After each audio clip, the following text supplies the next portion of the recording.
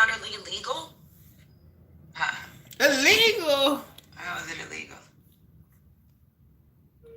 No, you're talking about the donation part? Yeah.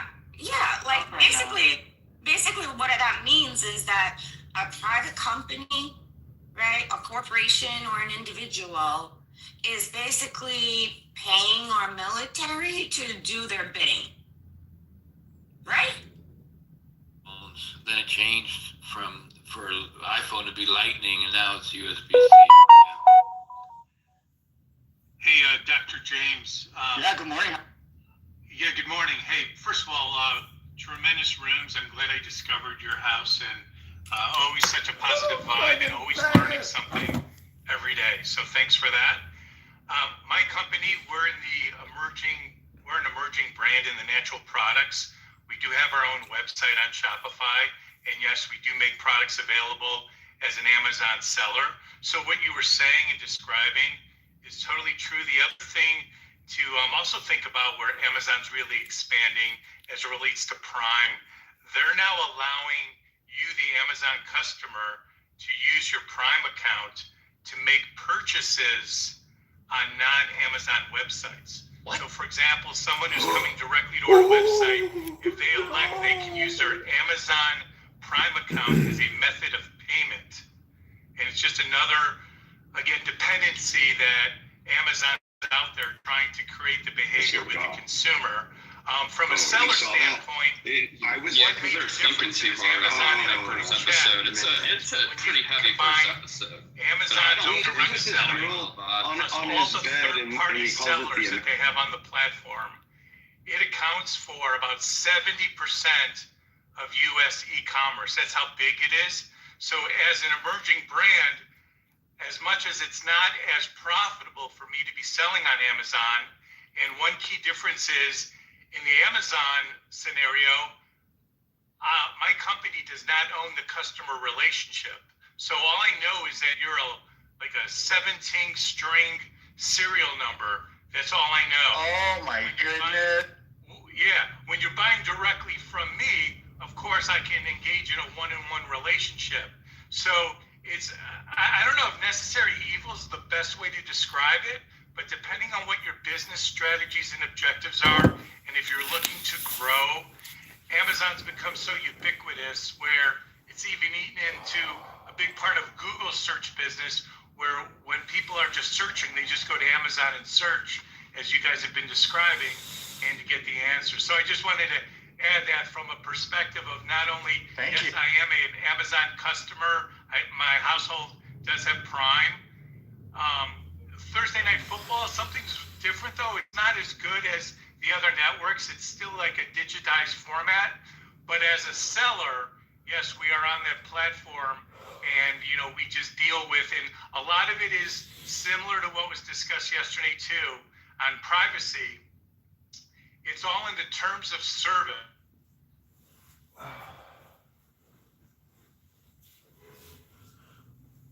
I lost you, Howard. I don't know if it's me though. Both of us. Yeah, I lost him. I can't. Howard, we just lost you. I don't know if you can hear us, but when you come back, I'll let you kind of cut in, because I want to hear the rest of what you were saying. Also, Howard, I had a question for you because I'm trying to wrap my head around something in the book. I mean, I'm very tired, and I've been listening to this while I was going to sleep and waking up today. I just started it, but one of the things they were saying that there's some law that they use to that ensures that whatever your prices are, they have to be the same wherever you go. And it was like most favored nation status, I think is what the author was calling this term. And what happens thus is that because of all, it's a reduced price, but it's also somehow it's kind of jacking up prices for what certain people have to charge to become profitable due to these extra costs.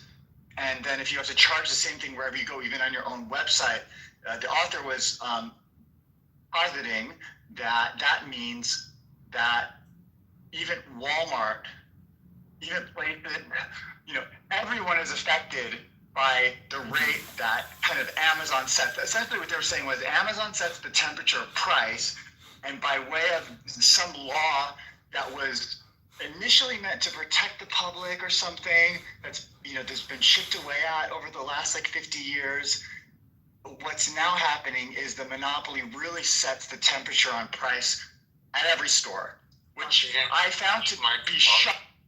I think you might be talking about the Sherman Antitrust Act. I'm actually not sure what I'm talking about. So if you do know, please.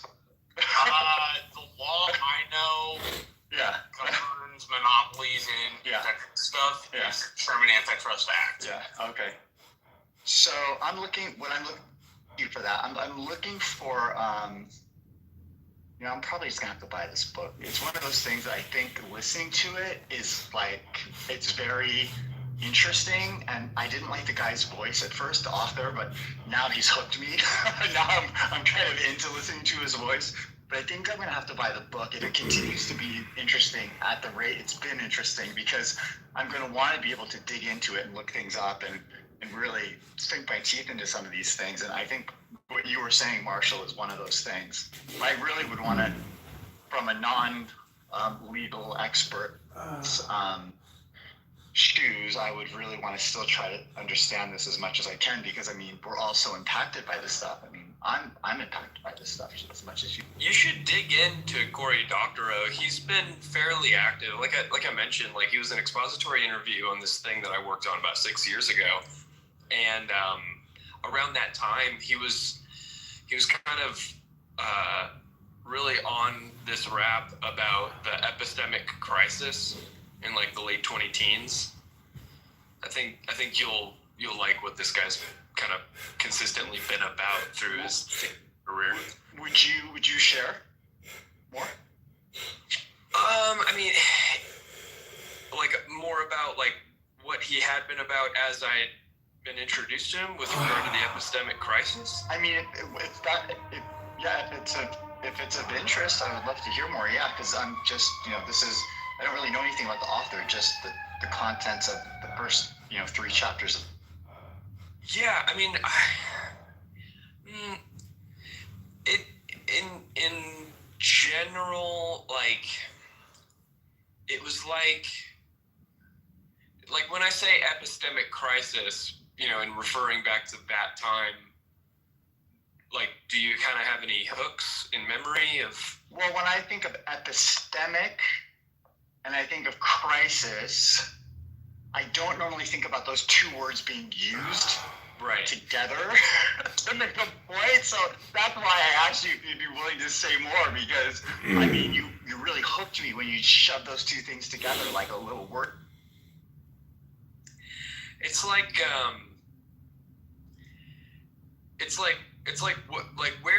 where have we been putting our trust in saying that when we have an information source, how can we trust it? How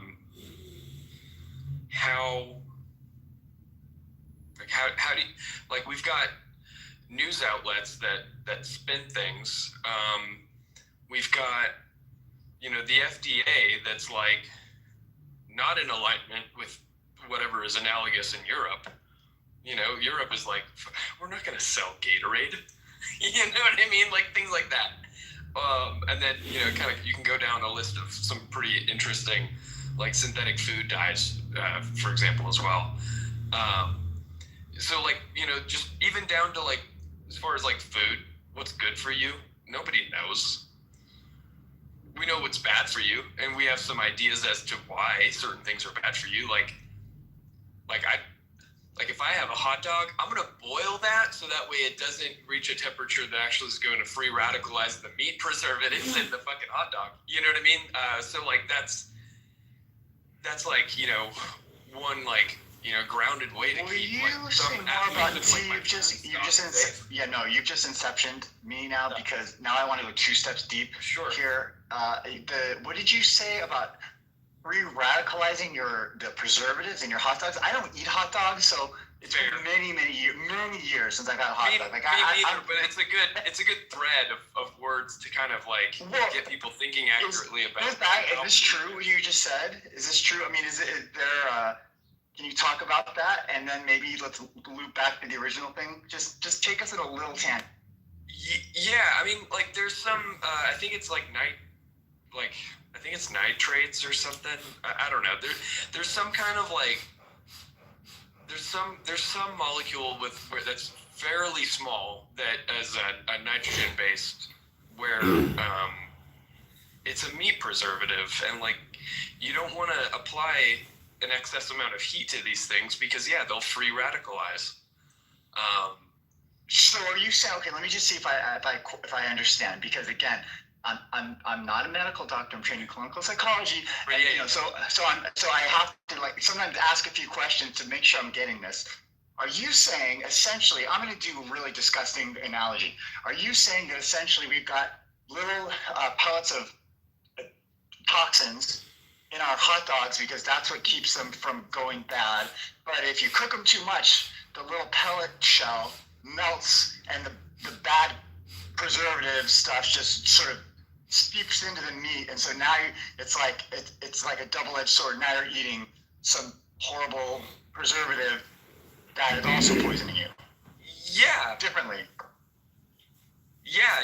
Like there are preservatives in food where with those preservative compounds, if you subject them to some process such as excess heat during cooking, that they become even worse for you. Okay, well, listen, legal experts, nutrition experts, anyone who can break this stuff down, if you feel so willing and you want to educate us, you have an open invitation to come on stage right now, because we were going down quite a few tangents this morning that I feel like my brain is breaking, but it's breaking with glee right now, because I'm thinking, oh my gosh, this is so weird, yet so interesting. Okay, so let's loop back to the author.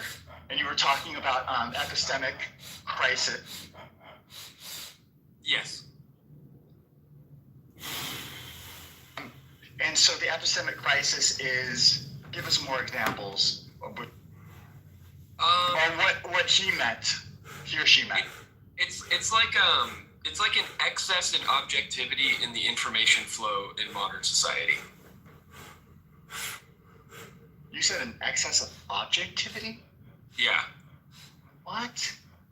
Okay, can you explain, what do you mean by an excess of objectivity? I would think that people would argue an excess of subjectivity would be a problem.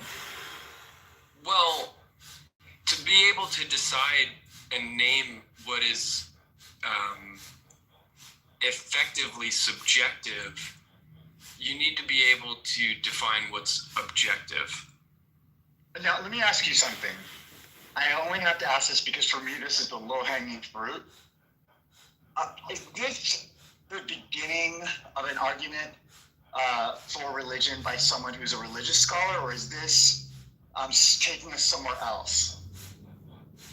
I don't think it's religious. Oh, and by the way, Howard, I would really love for you to come up if you find that you're out of the matrix, because you were halfway through explaining something to us that I really wanted to hear about. So, Howard, I think Chad might agree or might not agree. Whoa! How you doing? How you doing, Good. Dr. James? Hello, Chad. Hi. Do we know each other? I didn't mean to interrupt you. Go. Oh, thanks. Thank you. Captain. Hi, Captain and Tierk Captain. Do we know each other by a different name, or have you always been the interior captain? And it's your first time here? No, I've been a captain for a long time, Dr. James. Gotta admit. So I am. Okay. All right. Well, but some people call me Ragnar. Oh, Ragnar. I like that name. I've seen Ragnar on the app. Were you the sole Ragnar, or were you one? I see you cut yourself off, Dr. James. Were you the sole Ragnar of the app? Because I used to see a Ragnar. Right? Yeah, I never put my real name here, like on this app. I mean, did you used to go by Ragnar Lothbrok though? Was that your? No, that was not me. Okay. All right. There were two Ragnars running around. Well, Ragnar's a great name. That is. I mean, I gotta tell you, that is a goddamn manly name if there ever was one. So, pleased to meet you, Ragnar. Pleasure to meet you too, Dr. James. We're already acquainted. I've seen you a lot in many different rooms, and I like the way your argumentation style and your I've appreciated listening to it. We haven't had many one-on-ones. I'll admit that. Well, let's get to know each other, and let's just keep it classy. And as long as we can keep it classy, then I think that'll meld. Could it be, Dr. James, that the first times we came across each other was in Nicola's room? You remember Nicola? I do, the void. Ah, that's where it was. Yes, Nicola, yeah. When was the last time you heard anything from her? I think she, without my knowledge, made me a co-owner of this the house she made that was dedicated to anal gazing or something. You know the people that get the nutrition from their butt? I think it's called the butt winkers or something. She was calling it. And you lay on your back and you put your butthole to the sky. And somehow I became made like a co-owner or a co-model of the Butt Winkers Club. And I was like, what the fuck? That was the last time I think we spoke. Maybe a few times. Yeah, butt winkers. You gotta love it. No, that's great. Oh my God. She had a very important place in my life back in the days. She was always here. She was a staple for me of the middle of the night. She was actually, her rooms were the rooms I used to fall asleep to back during the pandemic because she was such a consistent voice. Yeah, she was consistent. She really took her community seriously, and you got to respect her for that, right? She had that German humor, you know what I mean? But also, it was a good mix with kind of the the yoga kind of spirituality culture. I think, if I recall correctly, didn't she live on an island and kind of lives in paradise? Hawaii, yeah. She lives in Hawaii as a death doula. That doula, yeah, that's what that great room. That's where I found her rooms, was this thing called I think it was called just the Void, and I remember very much being drawn to it immediately because I thought, well, anyone who's gonna want to talk about the Void, it's kind of fruitless, but also I think it's kind of like one of the ultimate conversations. Yeah, absolutely. Absolutely. Man, I like you, Dr. James. A pleasure to get to know you better. Ditto. Chad, do you remember where you were? Because in my brain, I've already bookmarked. So we were talking about the epistemic crisis, and you were in the middle of kind of bringing me back to maybe something else like subjective, objective. Yeah, the excess of objectivity, and then I was talking about how you had to define what your objective was for certain, elements to actually be subjective. I think these two terms are very easy to just overuse to try and clarify, one versus the other, and all of a sudden your head's kind of spinning. It's an interesting. Okay, I remember. I was asking you, is this the roots of some kind of religious kind of? Right, and no, I would say no, but I don't know, why would you say that?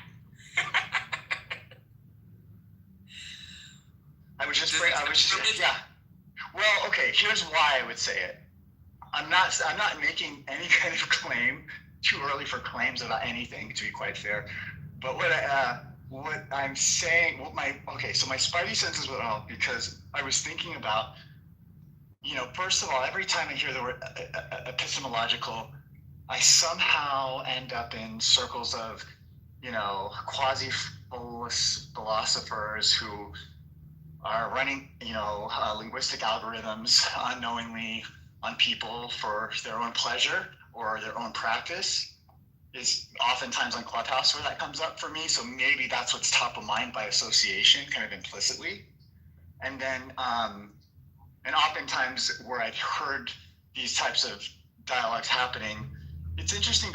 So it's oftentimes in kind of these religious grad school, private universities, they have these big philosophy departments where they like to argue, the old arguments about how many angels can you fit on the, at the end of a needle and things like that. And so when you said that, and then you said, but the issue, the crisis is objectivity and not. So if the crisis was objectivity and not subjectivity, we have an exit. Actually, it would be the opposite. It would be the opposite. It would almost be. Yeah, so if the crisis is objectivity, you might be coming from like a postmodern kind of take on things. I mean, maybe as I'm thinking this through, I thought about exactly the opposite of what I meant. Yeah. This actually reminds me of a room I had earlier today, and I think you might appreciate it. It was about Diogenes. Are you familiar with that? Well, we're talking. Yeah, we're going way back, right? A couple thousand. Yeah, go way back. Yeah, Diogenes is Greek history or Greek myth, right? Well, not really myth. I mean, he's pretty sure to have lived in the age of Alexander the Great, and also so in the 320s. Played 320s, 400, like before. Around that area. Yeah, around that area, and he was at the same time as Alexander the Great. And it's actually Sammy also at this point. Shout out to you, Sammy. He also knows quite a bit about him. Are you interested in Diogenes, Marshall? I mean, since you guys. I love all history. Doesn't matter what the history is. There you go. Hey, Marshall, how would you feel about 5 minutes ago if we got into that? I feel fine. I just got tagged into. I got asked about a defense appropriation, or like I had asked about that private donation and whether it was legal or not. It's sketchy but legal. I don't think. Well, I shouldn't say that. People have given private donations to the Department of Defense before, but I was asked. Somebody pinged me to ask me whether that was legal or not, and it's definitely legal. I get really a weird feeling in my stomach when loops, when we begin to tie a shoe or something, but the loop is left sort of untied. And so, Captain, I'd really like to hear you kind of, explore that thought, and then, I'll feel like we've tied the loop. Yeah. I mean, you're right. I mean, that was actually, by the way, that was a really good, astute call out. I mean, I received that with love, but I think there's.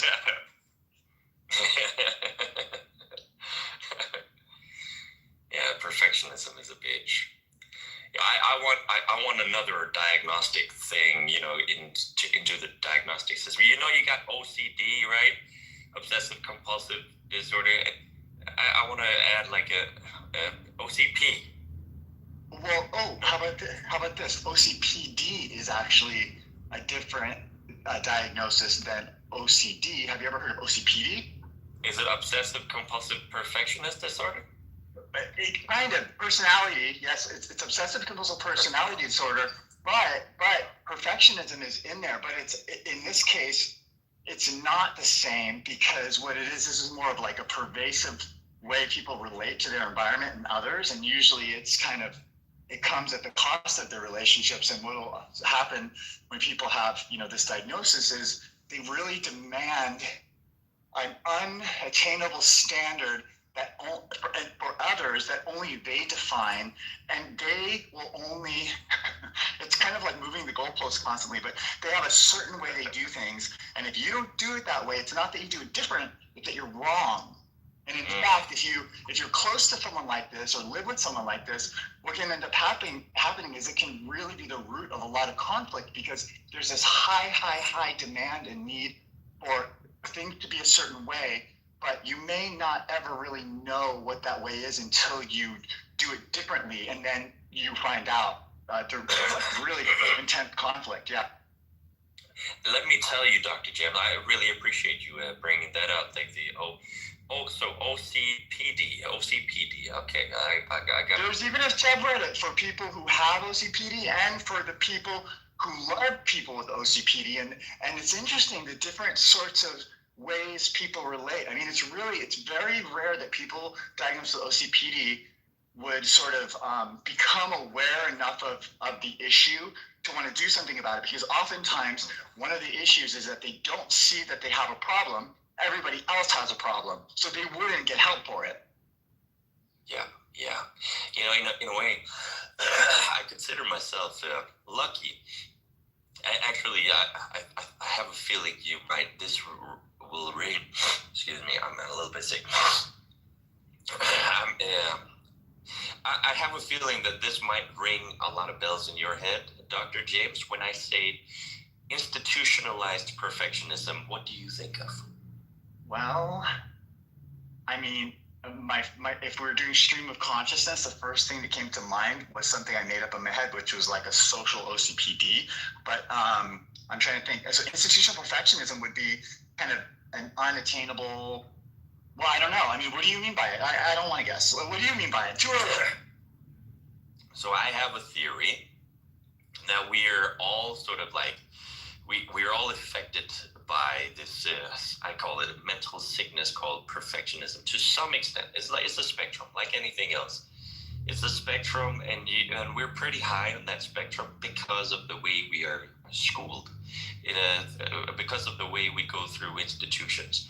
It kills our our natural aptitude for creativity, creative thought, and creative production. I think, I think the institutions do that because, I mean, fundamentally, the school system is modeled on a very, very old model, which is the factory model of the industrialization age, right? And it's out of date in many ways, and luckily, many experts agree on that. There's consensus on that the school system we need a complete different alternative. It's out of date. It's completely out of date.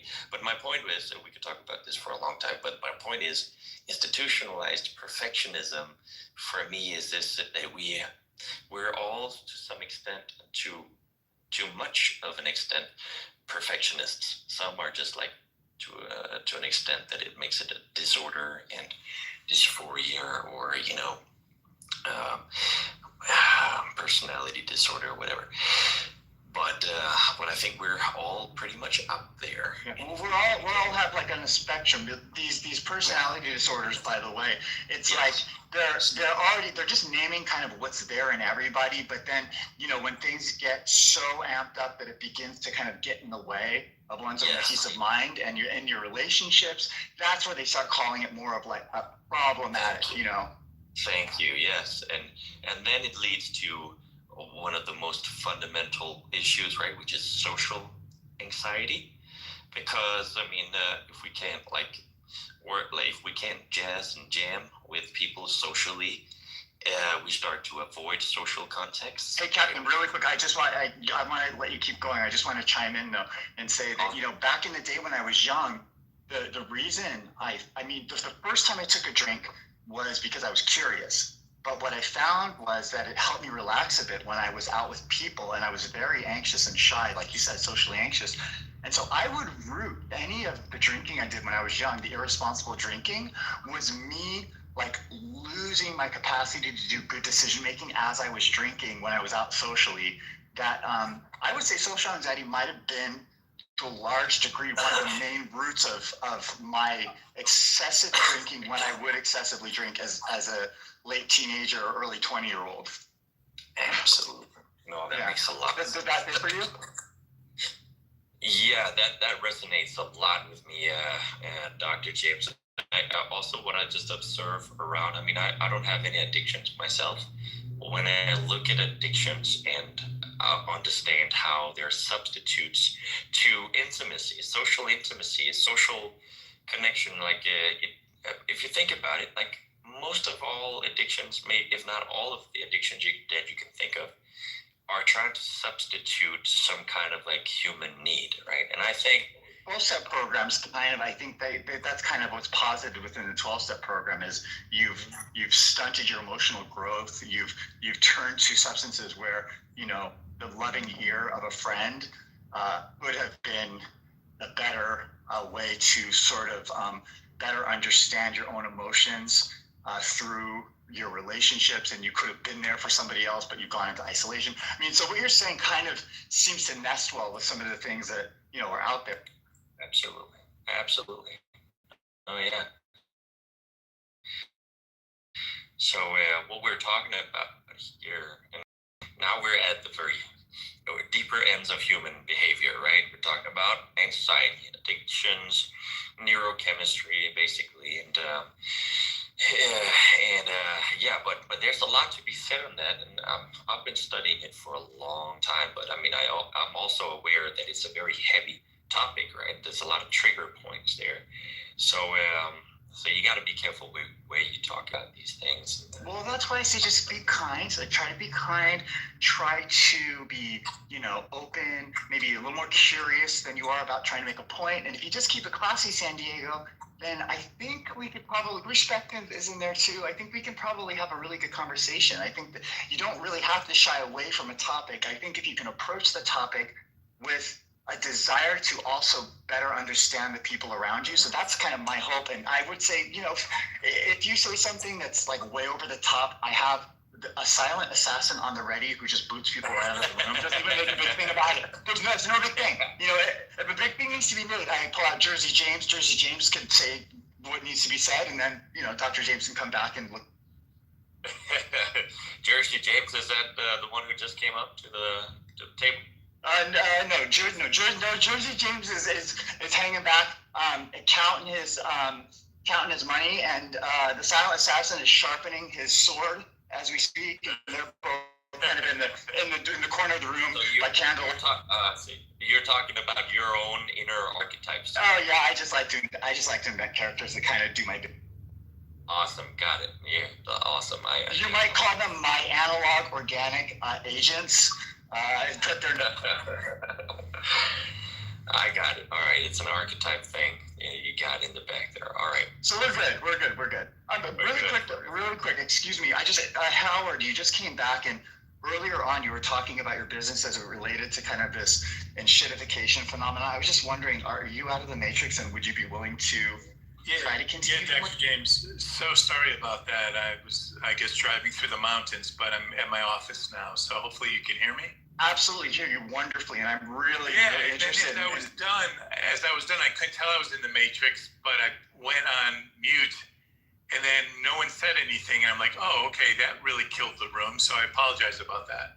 No, it's 100% okay. It was just a blip of time, and we've so filled it with so many things. I feel like we're multi-layers deep into tangents, which I guess is the nature of Clubhouse. But I really want to get back to what you were saying, because you have firsthand experience from a very unique. Yeah, in essence, I was just coming at it from an Amazon seller point of view. It's essentially can't live with them, can't live without them. Amazon accounts for so much of e-commerce. It is a brand. There's a good chance you have customers or potential customers already searching Amazon for your type of product.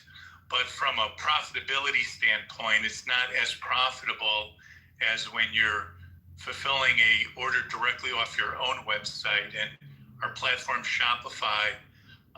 And the one big difference is in the Amazon scenario, they own the customer. We know nothing about who you are. We don't even know where you're located. This is where you dropped off. This is exactly where we lost you. Yeah. So from a relationship standpoint, our desire is to develop that one-to-one relationship with our customers. So that is definitely one disadvantage. Well, also that's the bread and butter of going to a mom and pop shop and willingly pay a little bit more so you can get that personal touch. And so they found a way to get in there and steal that. Exactly. And then the other thing I mentioned is that Amazon's now making its Prime members the ability to use Prime as a method of payment outside of the Amazon ecosystem. So, for example, you can go to a different website and, you'll be, if you're going through checkout, you're being asked, Visa, MasterCard, American Express, PayPal, or now Amazon Prime is popping up. So they're also now building, think about it, they're building the data of what consumers are buying outside of their own website, but allowing the consumer to use that Prime account for a method of payment. So I've got a question for you, Howard. Have you begun to explore and exploit the use of OpenAI's ChatGPT direct connection to businesses and sales that they're doing now, both through the main just website and apps, but also through their new browser? And what my understanding is that they've also made a deal with PayPal as well. So they're setting up so consumers, ChatGPT will shop for you and can purchase for you now. And so I have a feeling this is going to really challenge the monopoly. Like OpenAI is challenging, I feel like every monopoly right now in a lot of different ways, or they have them kind of in the bullseye, in the target, in the upcoming future, as their singularity brain grows bigger than everyone else's. Obviously, they can figure out how to sort of get in and begin to make a dent in other markets. I'm curious if you had any experience with that, if it's kind of just another monster of a different name, or no, excellent question, Dr. James, and very timely. So we are on that journey, and specifically as it relates to PayPal, and we've been a PayPal customer as a business for 5 years now. We've been invited to participate, so we filled out all the information, and then we got the nice note back that someone will contact us, that we're essentially on the wait list. So we are definitely interested in, again, from just a philosophy standpoint, to your point, we're dealing in a category where we're competing with the Colgate Palmolives of the world, the Procter and Gamble's of the world. I know, obviously, I'm not going to outspend them on advertising. I'm not going to outspend them on marketing. But what I can do, to the best of our ability, is outperform from a customer experience and customer service point of view. So the more places that we can connect directly with the consumer and then go out of our way to provide a great customer experience and respond, very quickly and directly to emails and with a personal touch and things like that, that's where I feel we have a chance to win here. So, well, Howard, can I just interject, and I'll step out of the way?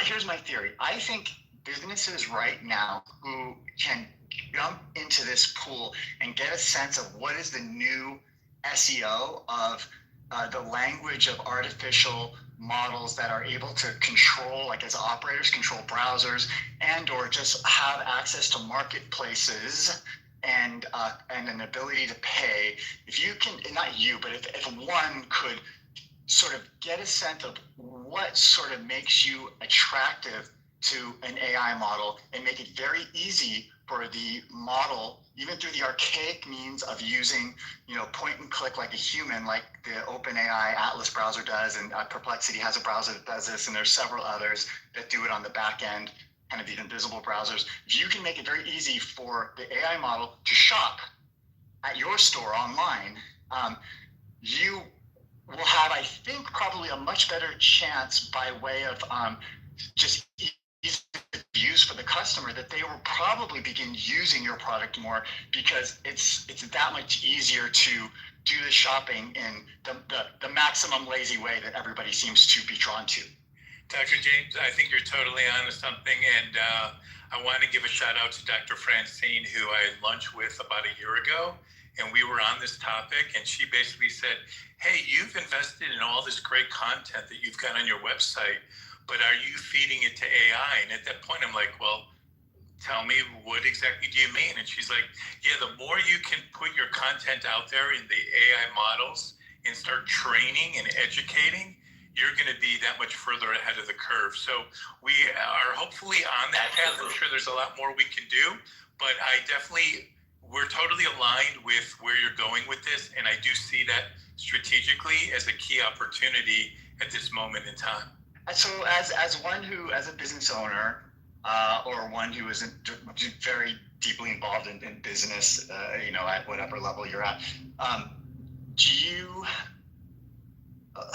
do you see the landscape of this sort of enshittification, do you see Amazon as being exploitative of both their customers and the businesses. I mean, one of the things this book talked about was the pinwheel effect, where you get the cheapest prices, you get the most customers, but by having the most customers in the biggest marketplace, businesses are beholden to sell with you, and then thus you become sort of sucked into their rules of the game. And then because of like the antitrust monopoly laws that are being chipped away at, there was something that the author referred to as most favored nation status that somehow had something to do with having to kind of have prices be equal wherever you shop. I don't understand that part at all. Right. I need to actually, yeah. Right. Yeah. No. And I think maybe this is where I cut out before when I was in the Matrix. What I was commenting on was similar to the discussion the other day about your own personal privacy and when you're dealing with someone and the terms of service, right? I know we all just click the box and who really reads it. As a seller on whether it's Amazon or Walmart or any other platform, TikTok Shop, their terms of service, it's pretty ironclad. Essentially, they're saying, hey, we make the rules, we select and give you the privilege to sell on our platform, and at any time, for any reason or non-reason, we can basically disconnect your offering and delist you. It's all our prerogative. Okay, so most favored nation is an Amazon policy whereby they can delist you if you do something that they're not happy with, such as charging less somewhere. Right. So part of the terms of service is I cannot undercut our website or any other third-party website that we're dealing with. I cannot undercut the pricing that's listed on Amazon. So if you didn't want to be Prime, that's another thing. But as Prime members, or even just as an Amazon business, if everything you do within the Amazon ecosystem to get more favored nation status means you're taking a bigger hit into your profit margin, is that kind of what ends up happening? Yeah, ultimately it does. I mean, Amazon, and I'm oversimplifying it. And again, every business situation is different. And I'm not asking you to break terms of service or talk shit either. I'm just curious. And for clarity, I look forward to reading and shitification, but so I can't really speak exactly to the detail there. But from the standpoint to win on Amazon, it's basically set up for scale. It's set up for large volume at smaller margins compared to, again, there's certain fees you encounter being a seller on Amazon that my own website, I don't encounter any of those fees. So there's trade-offs, and it comes down to ultimately what your business strategy is. How important is it owning the customer relationship? How important is it for growth and market share, and really what your overall objectives are? So every business situation is going to be slightly different, but I would say to really profit on a platform like Amazon, it's built on being able to really increase the amount of volume that you put through so you can at least begin amortizing some of the fixed expenses that you have behind it. Okay, thank you. So essentially there's the gamble with going on Amazon is like, I get access to this huge marketplace, but I have to be able to scale up. And if I can scale up, then I can maybe tip the scale in my favor by selling more widgets. Yeah, it may be, from a business point of view, acceptable, right? An acceptable amount of kind of profit that you clear at the end of the day. But yeah, I think that's a good way to look at it. And as I indicated before, and I put in the chat, Amazon, when you take the products that they're selling directly combined with all the third-party sellers and brands that are selling on the platform, it does account for 70%, almost 3/4 of U.S. e-commerce today. Is that why Ferrari's not listed on Amazon? Yeah, exactly. So it's too big to ignore. And Amazon's also been cutting into, and it'll be interesting now with the AI tools that are emerging, but Amazon has also been cutting into Google's search share too, where more and more consumers, especially if it's product related, where maybe previously you may have gone to Google to start your search, you're just going directly to Amazon and start searching. So if you want to be found, you do know consumers are looking for your brand on the platform through its search. Sorry, not to interrupt, Dr. No, please interrupt. Get it. Okay, thank you. And also, really quick, good morning, JCC. Good morning, Caesars. Good morning, Dee. Good morning, Rick. I'm sorry that I ignored you so long at the breakfast table, Pacific Daylight Time. Welcome. And Yes. No, all good. Yeah, hello everybody. So I just want to say I really appreciate this conversation. Now it's a little profit oriented. That's fine. I mean, the three things I love the smell of. Money is not one of them, but that's just that's just me. But Howard, nice to meet you. Nice to hear some of your insights. And Dr. James, I have a feeling we're gonna talk much more, but I gotta go. And to everybody, just peace out and have fun. Enjoy everything. Like life. Anyways, I'm gone. I'll catch you later, Dr. James. Thanks, Kevin. All right. This would be the part, if I could chime in some music, I would play De La Soul's Strobe Light Honey. I gotta go. Don't go. Gotta go. Don't. All right. Peace out. So, everyone, I just brought up this idea of enshittification because I started listening to this audiobook last night. And I continued this morning, and I've just been enthralled by what I've heard so far. But, obviously, we can talk about anything you want. And Chad, who is now going by ChatGPT, and my secret suggestion, he brought up this author that he did some kind of documentary work, and they had him as a featured speaker in this documentary. So I hadn't heard of this author. I don't know anything about the author. I just know that the first 3 chapters of the book really kind of hooked me in terms of, it's just companies that we all know and either love or know and hate, and the way they kind of get into a space and sort of absorb it. They just take it over and become something else. It's kind of like chicken or the egg. They have some killer feature that is useful, and then people are, drawn to it, but then it hits a certain point where, laws and policies and just market share and are leveraged in different ways to kind of maintain their stronghold over whatever their sector is. That's kind of. And Dr. James, real quick, one other thing that you mentioned earlier that really resonated with me, and I know this has been part of the model with, call it the banking segment, has been the cost of switching, right? Where that's one of the big things he talks about. That's a common thread in this book. Yeah, no. So when you think about, and there's challenges sometimes, and I've experienced, in the last few months, challenge with my bank. It's a major bank. Very frustrating where it's something like so easy to, you think could get resolved, but you get being handed off or pointed to different departments, and you go through the phone tree and you put on wait, and someone's telling you that no, it's a different department. But then I think about, okay, there's other banks, of course, but then I think about like all my bill pay and everything else I've got set up, and I'm like, I'm going to still be a little bit more patient here because it's going to be somewhat of a hassle if I've got to now start a whole new bank and redo all my bill pay. And that's just one minor example that came to mind when you mentioned about the cost of switching.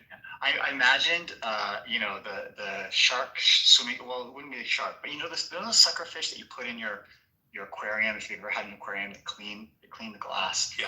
They're not really parasites, really. They actually do a service, a part of the ecosystem. Maybe it would be more like some kind of a blood sucker. That maybe the familiar leech is better than the larger one coming to 2 worse damage or something. But yeah, the author mentions this idea of it's the cost of leaving. And so in the Facebook example, the cost of leaving is your friend group, unless you can convince them all to come with you. With Amazon, the cost of leaving is convenience, it's price for businesses, it's having a ready-made market of people who you can get your product to, and other things. I'm trying to think. He went into some of the other I did hear a little bit of the iPhone and Apple, and one of the things Apple does is they leverage trademark law to protect their parts from being resold to secondhand repair shops, or at least they did historically. And the way they got away with this was they had little microscopic Apple logos on all their parts. And so they could argue that it diminished the value of the brand if you resell a part and it's not fixed properly. And then you buy this phone or this resold product and it doesn't work right. And then you're like, oh, fucking Apple, they've got garbage products. And this is I thought that was really super interesting. Aftermarket parts for iPhones, particularly screens, have been a thing for pretty, like at least the last 10, 15 years. But did you know it's because they have little microscopic Apple logos on it and they use trademark law to legally protect themselves? Did you know that part? So you like if you're shipping Apple parts secondhand internationally, you're committing a crime, I think. Kind of like, if you were a mule for Escobar or something. I used to do the replacements of those screens. There are different companies that you can order different quality of replacement screens from also. So maybe it would be worth all the work that you do. You get a little laser beam to put your signature, some kind of symbol that represents you on all the work you do, and then you too can be protected. Honestly, if I could, we'd have to flesh that theory out a little. if I had a good speaker system and I knew how to use Club Deck properly, which I can't believe I don't know how to use it. It's annoying because the fact that I can't use it makes me want to figure it out even more. But it's just like the one more thing to do. I would play a chapter of this book for us to all talk about, maybe do like 10 minutes a day or something to just get into, because I just find it so nutrient dense and interesting. You can kind of just pick up anywhere in the book and it's like, oh my God, really? What? It seems like people with Club Deck have no problem streaming, whether it's audio. Yeah. So what? I have an M1. I have an M1 MacBook Pro. I'm due for an upgrade, quote unquote. Air quotes. I'm due for an upgrade. Isn't that what they want me to believe? So, Dr. James, to come full circle while you were speaking, I just went on Amazon and I ordered the book. Oh, nice. I think I'm going to end up buying the book too. I mean, I'm listening to it streaming through Spotify because they do audiobooks now. But I think I am going to buy the book because it's one of those books where I kind of want to get in there and do underlining and highlighting, and I want to write in the margins. I mean, I literally want to have the physical copy so I can, just do some damage to it for my own edification, and maybe I'll be able to explain these things a little. The author should thank me. I just helped sell one book. What's the book, Dr. James? Sorry, I just came in. And shitification, why everything suddenly got worse and what to do about it. I literally just started listening to this thing on Spotify. I know nothing about the author, but Chad came in earlier and he said he had this author as kind of a keynote speaker in a documentary he worked on. And we were talking a bit about some of the things that he recalled about that. And the book itself is just kind of about the way big companies get into a space and they sort of just begin to, I put in shitification creep. That was my own phrasing. That's not from the book, because what I envisioned, it's kind of just like the tentacles begin to sort of span outward, and businesses do what businesses do, I guess. Right. No, now that I looked at the top of the room, no, Cory Doctorow is great. I bet the book is wonderful. I didn't realize who the author was. Wait, you've read this book? I don't have the book, but I know the author. I have. I've read the book, and I've heard Cory Doctorow talk. Well, Cory Doctorow used to be sort of a fixture around Silicon Valley, and he's the son of a very famous writer named E.L. Doctorow, and so they all have that gene for the good writing.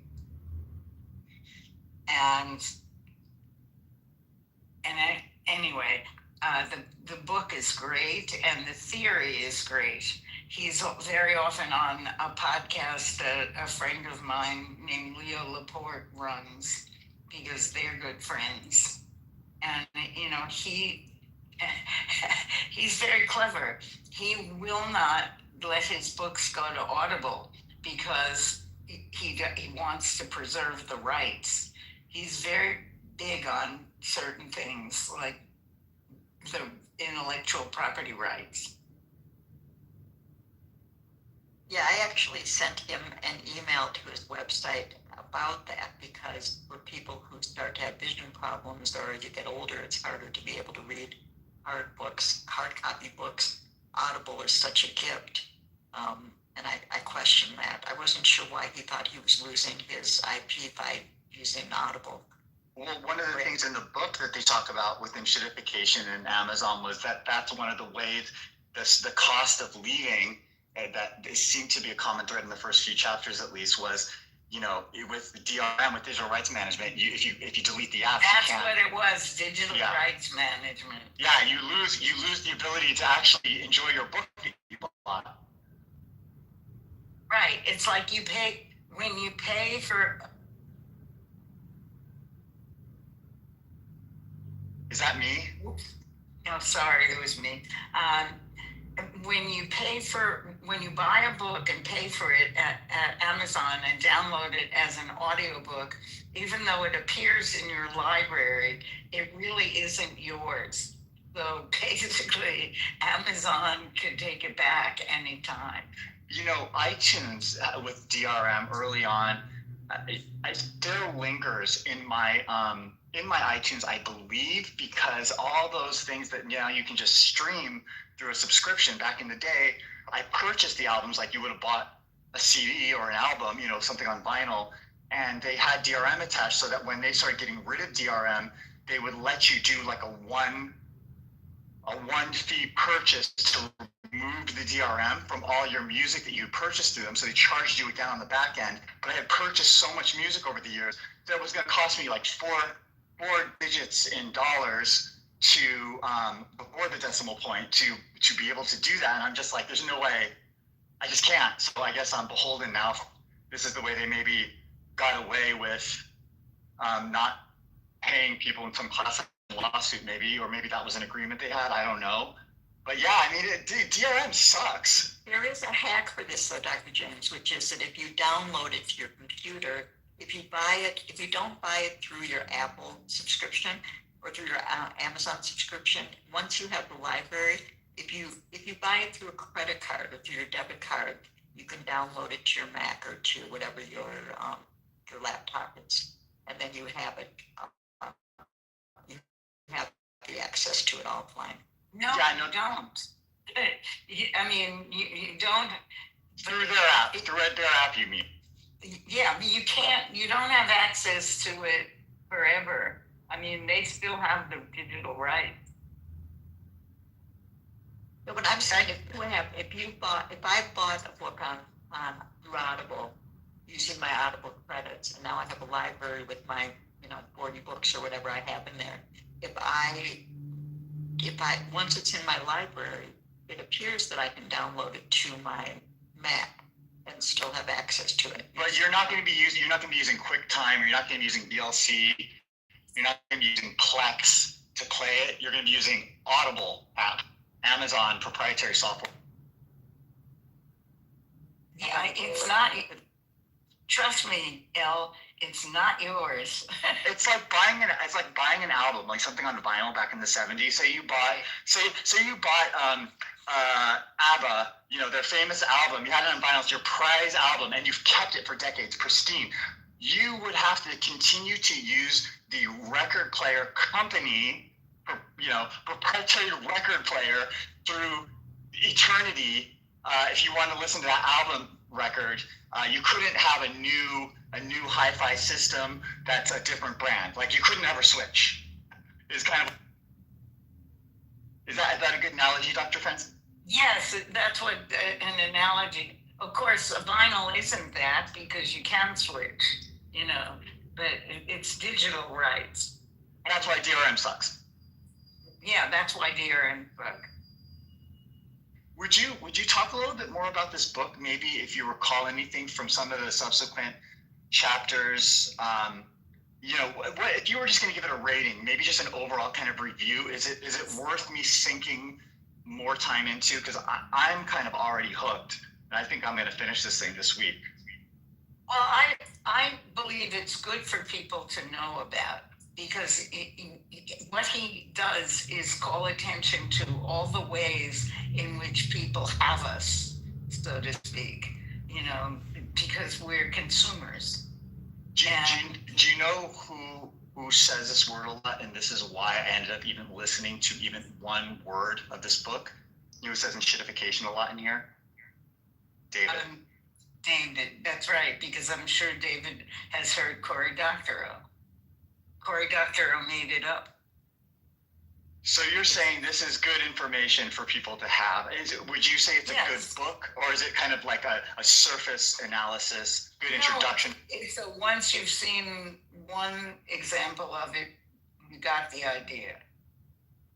So it's exhaustive in terms of making the point. Sounds more like it's ubiquitous. Yeah, exactly. I mean, the point is ubiquitous, and he does have some good ideas, if you're willing to go to the lengths that he goes to.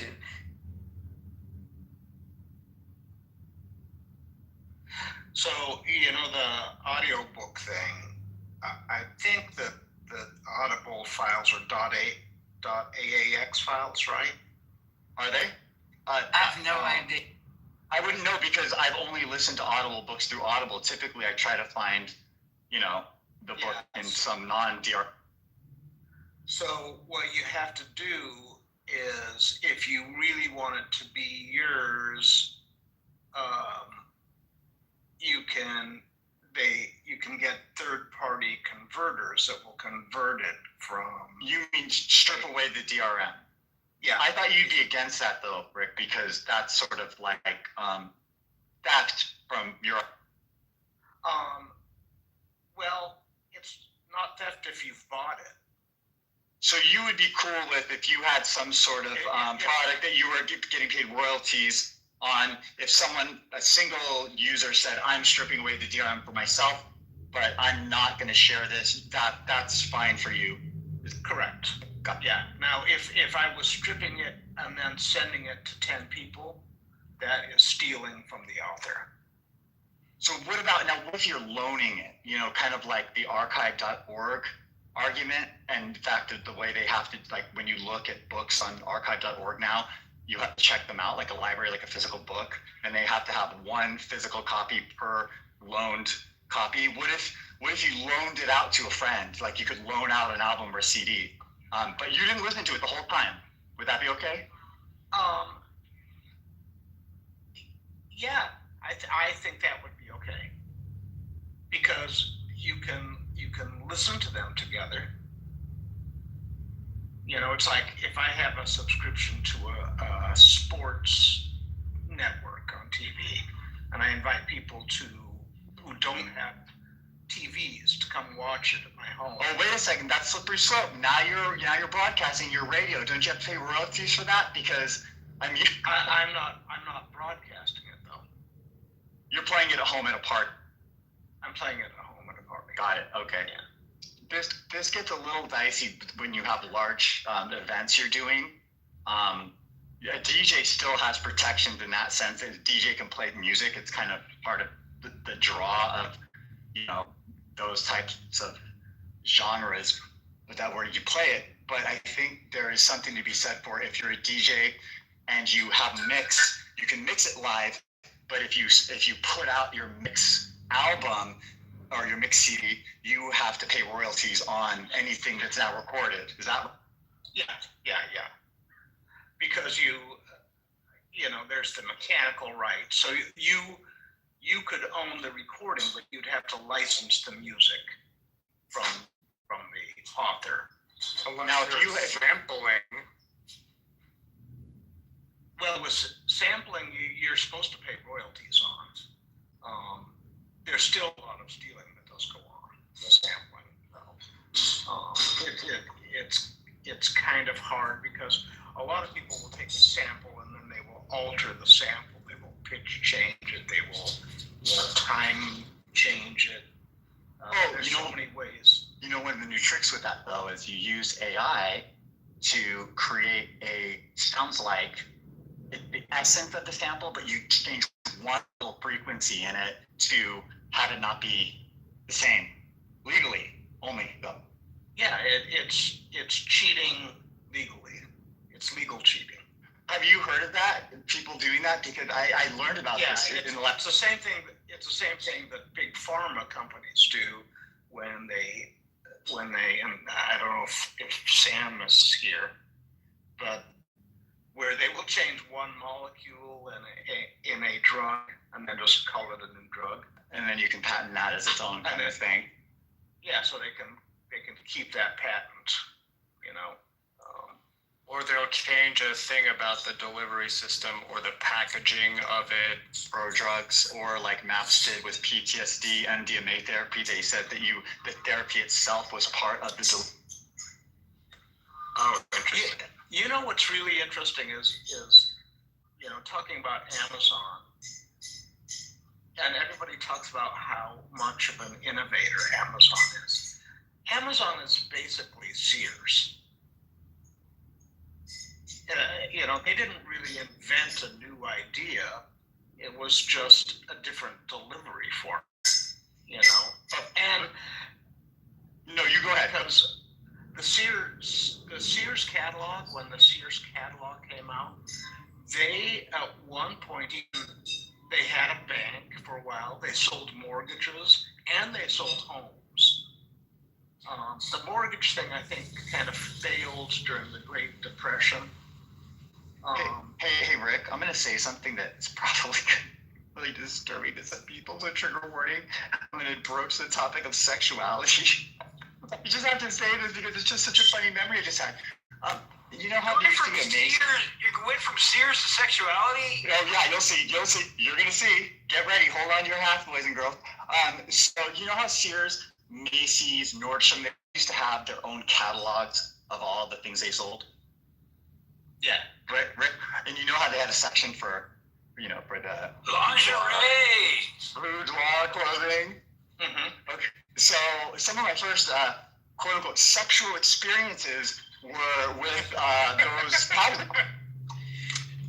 James, that's a big stretch, dude. To go. That's what I thought of when you brought the catalog up. I hadn't thought of those paper catalogs since I was I don't want to say a kid, since I was. Anyway, go on, folks. But yeah, I mean, they sold guns, they sold houses, they sold musical instruments.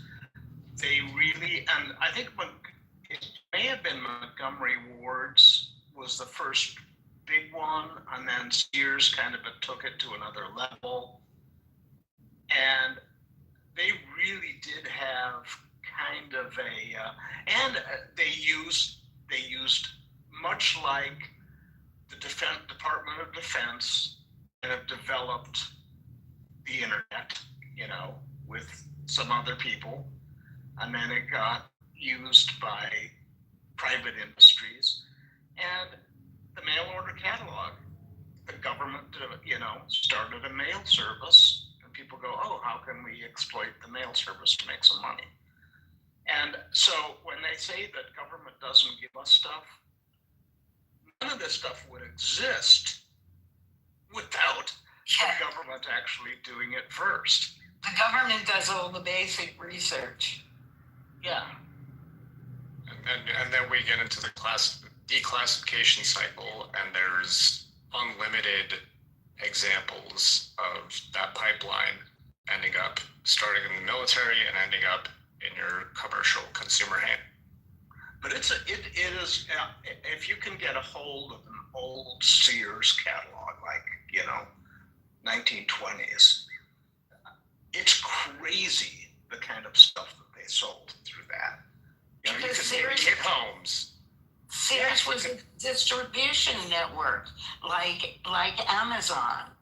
And they did financing, so they got into everything. So they put a lot of small companies out of business.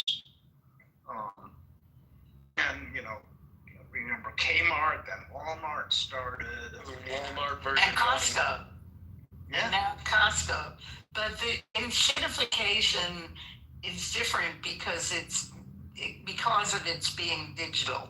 So the thing about digital platforms is what they do is they encourage you to use the platform by being convenient and better, and then once you're trapped in the platform and you have loyalty to it, meaning all your downloaded books are on it, or your Apple iPhone, you've got 170 apps like I do, then it's almost impossible for you to extract yourself from the platform.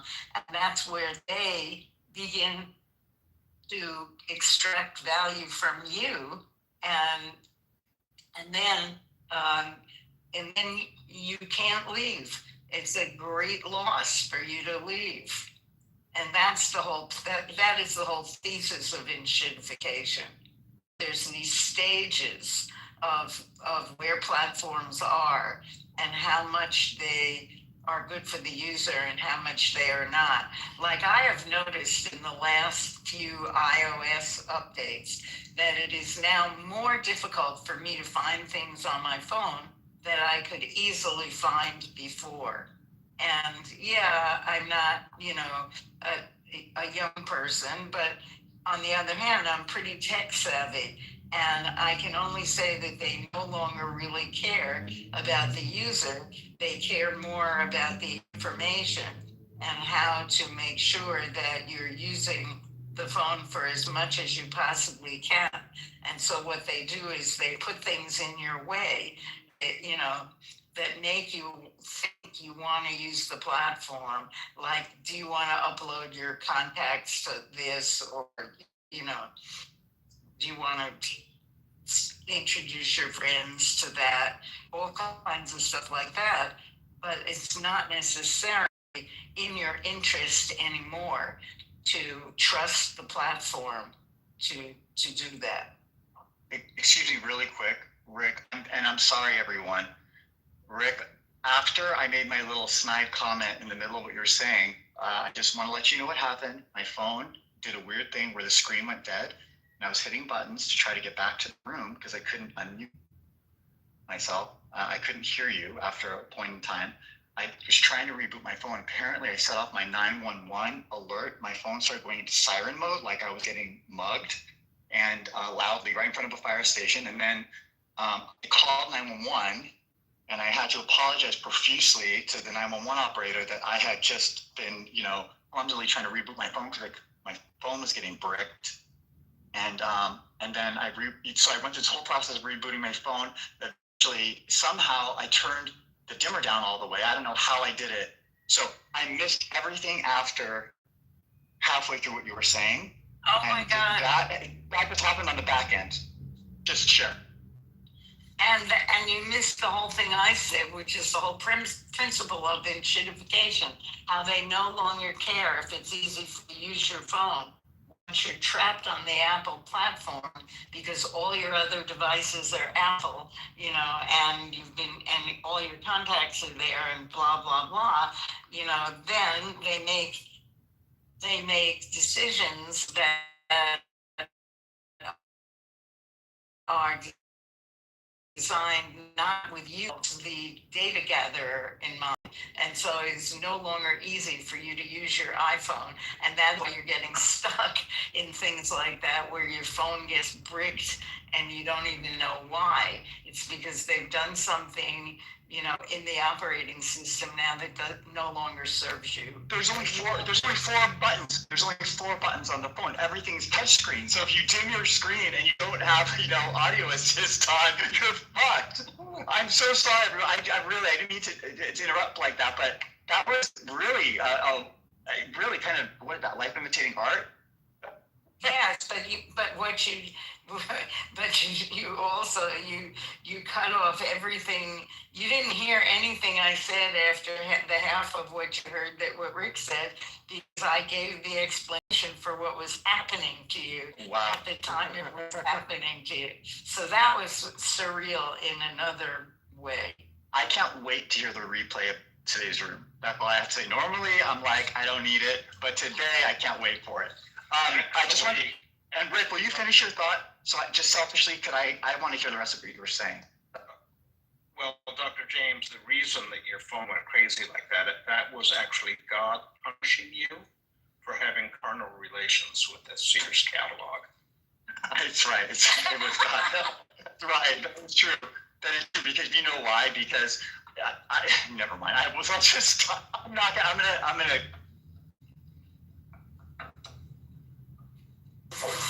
Hey, if I can jump in really quickly, to Dr. Francine, what she was saying, it's a lot of it with the buttons is also because the phone wants you, or the software wants you to talk to it now, right? I've actually gotten into the habit of just long pressing for Siri and basically saying everything, like launch photos, launch camera. That's where it all went wrong. I was holding down the button because I was going to try to talk to Siri, and next thing I knew, I was dialing up 911. My alarm was going off. I hate when that happens too. I usually wait till I see the little thing at the bottom or the screen will start changing around, but I think they're trying to groom us to a buttonless operation. No, I know it was. I was frustrated, so I was clicking repeatedly, and I think I had my thing set to a 5-button click of one of the buttons, calls emergency, and sets off the alarm, like the actual, like I'm getting raped alarm on my phone. I'm getting. You know, it's even worse than that. Being out in public, and I don't know if you guys do those Amber Alerts where you are, but you could be in a Starbucks and everyone's phone starts doing the Amber Alert thing, and we're all thinking it's like World War III because all of our phones are like sound like sirens now. Good morning. Good morning, Daryl, Tara, Sam. Dr. Francine, thank you for narrating my life as it was happening, unbeknownst to me. I appreciate that. The level of intuition is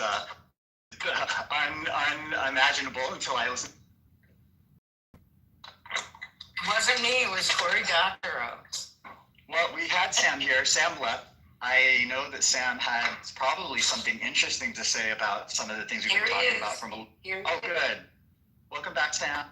Oh, good morning, everyone. I absolutely have nothing to say. I just came up here because you guys sound better when I'm on this. Ooh.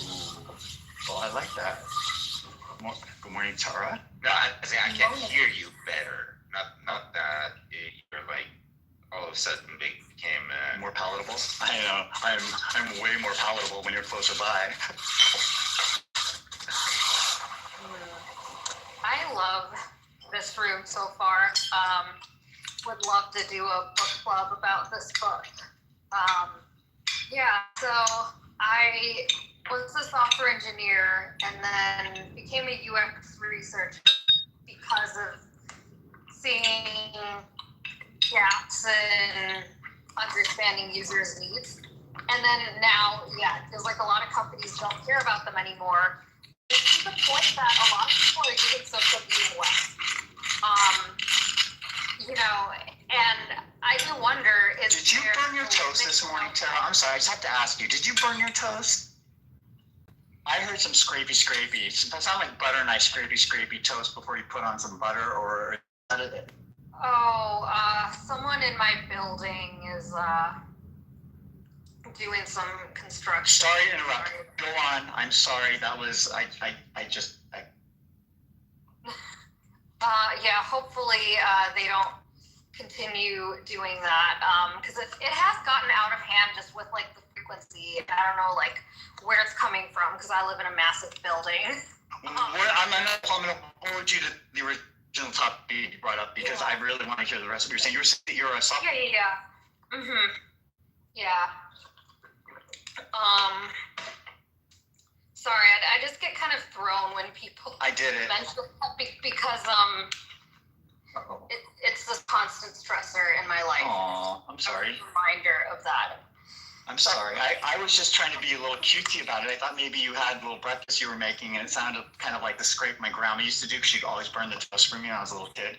That's what it took me back to. But so you were saying this topic you might do a book club on, and because you have you're kind of cross-pollinating in a couple of domains that seem in this. Right. Yeah. I thought you had mentioned the idea of reading from this book, like doing a recurring room, and I said that I would love that because I'm trying to better understand, why this is happening and what might be the limits of it. You know, I feel that now we're at a point where service can be a competitive advantage. I forget who it was who'd mentioned that brick and mortar, for example, people are willing to pay more just from knowing, you know. Right. You pay premium price for the personal touch. Yeah. And also small businesses were pulling from guidebooks from these massive players about what's prioritized and how to build. But I don't think that everyone can do what Amazon is doing and have a successful business. But if we look at the startup world now versus a couple of years ago, a lot of people were building something for a niche group, and that felt like what investors were pushing as well.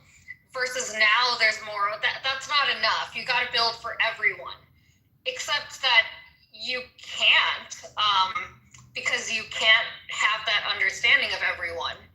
You can force it if you have the advantage of a lot of people already being bought into one thing you built, and then you just collapse it into another thing and they're stuck there. OpenAI is doing this right now. They're kind of doing the creep into the other monopolies by way of. Right. But not everyone can be OpenAI. That's right, because they have the biggest singularity. I don't be able to know exactly how to sort of exploit all the little, surface security holes in, the surface area of the business models. Are you aware of the commerce that's now going on within ChatGPT? I'm aware that people can pay for custom GPTs, but not the extent of. So I think you were here earlier, because if you mentioned that comment, that was like right at the start. Howard was up here. He's a business owner. He was giving us a perspective on a lot of this stuff. But one of the things that we were talking about was, if OpenAI is making deals with all these different companies where through your ChatGPT interface, you can say like shop on Etsy, but also they've just launched a new browser called Atlas that does a kind of a human point and click operator function. It's this agent function where you can go to any website and you can say, I want to make chocolate cake tonight. Could you buy me all ingredients? I want to make sure that everything is, sourced from, XYZ kind of ingredient base. I want organic only. It's important to me that, we do this gluten-free, and could you, use my PayPal account to pay for it when you're done. Just show me what you shopped for when you're finished, and then I'll approve it, and you can pay for it. That makes sense. So you're saying that through that, certain players may get integrated better, and then people may make decisions about, using PayPal versus Venmo, for example. Or not going to Amazon search engine, like who, according to Howard, whoever, they have like over 70% of the market share of all kind of U.S. commerce. So it's a way to kind of maybe not have to be. Well, I don't know. I mean, I don't know where this is headed. I was just noticing. It seems like they're getting into a lot of different businesses as like the one-stop app. And I know there's also talk about them developing some kind of hardware that they want to release. Wasn't it John Ivey or whatever, Apple's designer from way back? Isn't he in talks with Sam Altman to actually release what they're calling kind of like the mobile phone that actually gives you some of your life back? Because I guess the idea is that, OpenAI or ChatGPT would be the brain, and you just tell it what you want, and it just spins up the app, which is linked through API calls and contracts to every app in existence, like the App Store would be, but now they're owning the means of doing commerce. Yeah, I have very mixed feelings about that because on the one hand, I'm overwhelmed and very behind on things just because of so many clicks it takes to do any little thing, how many things go wrong in the meantime. It's like what used to be a single button click is now you got to sign up through 3 different platforms and there's like a 30% chance something will go wrong along the way. So, having a system that handles that for you, one, I would be wary of whether it works. So I'm waiting for other people to test it and bring up all the issues with it first. Just because I don't really have capacity to deal with like all the messes that it might create. But if it does work, that could be really great. But what's it great for? It's great for solving this problem that was created by all of these other companies. So it's solving an artificial problem where we have all of these steps to do anything. And then it could create even more of this cycle of now all of a sudden they can decide to charge you $500 a month. And if you don't want to pay that, then the other apps underneath can get even more shitified, because it's kind of sustaining this, as opposed to if this wasn't built and let's say people just stopped going to Instagram because of how hard it is to find what you're actually looking for, then Instagram would be motivated to do better, versus like the more things that get built on top of the enshittification of other things. It's interesting, like what's a solution versus what's a Band-Aid that paves the way for... All right, can I ask you a couple of questions really quick? And if there are more than you want to say, obviously you're free to just not answer. I'm curious, what is your specialization in terms of the engineering you do? I'm just trying to get an idea of what kind of question I can ask you that maybe you would have something really super insightful to share that I haven't learned. Sure. So I did full stack and a little bit of AI engineering with optical character recognition and image processing. And I also did UX research and product management for a couple AI startups. UX, okay. UX, just really quick. That's what my spidey senses were telling me, but it's more than that. So you also did UX, and what else?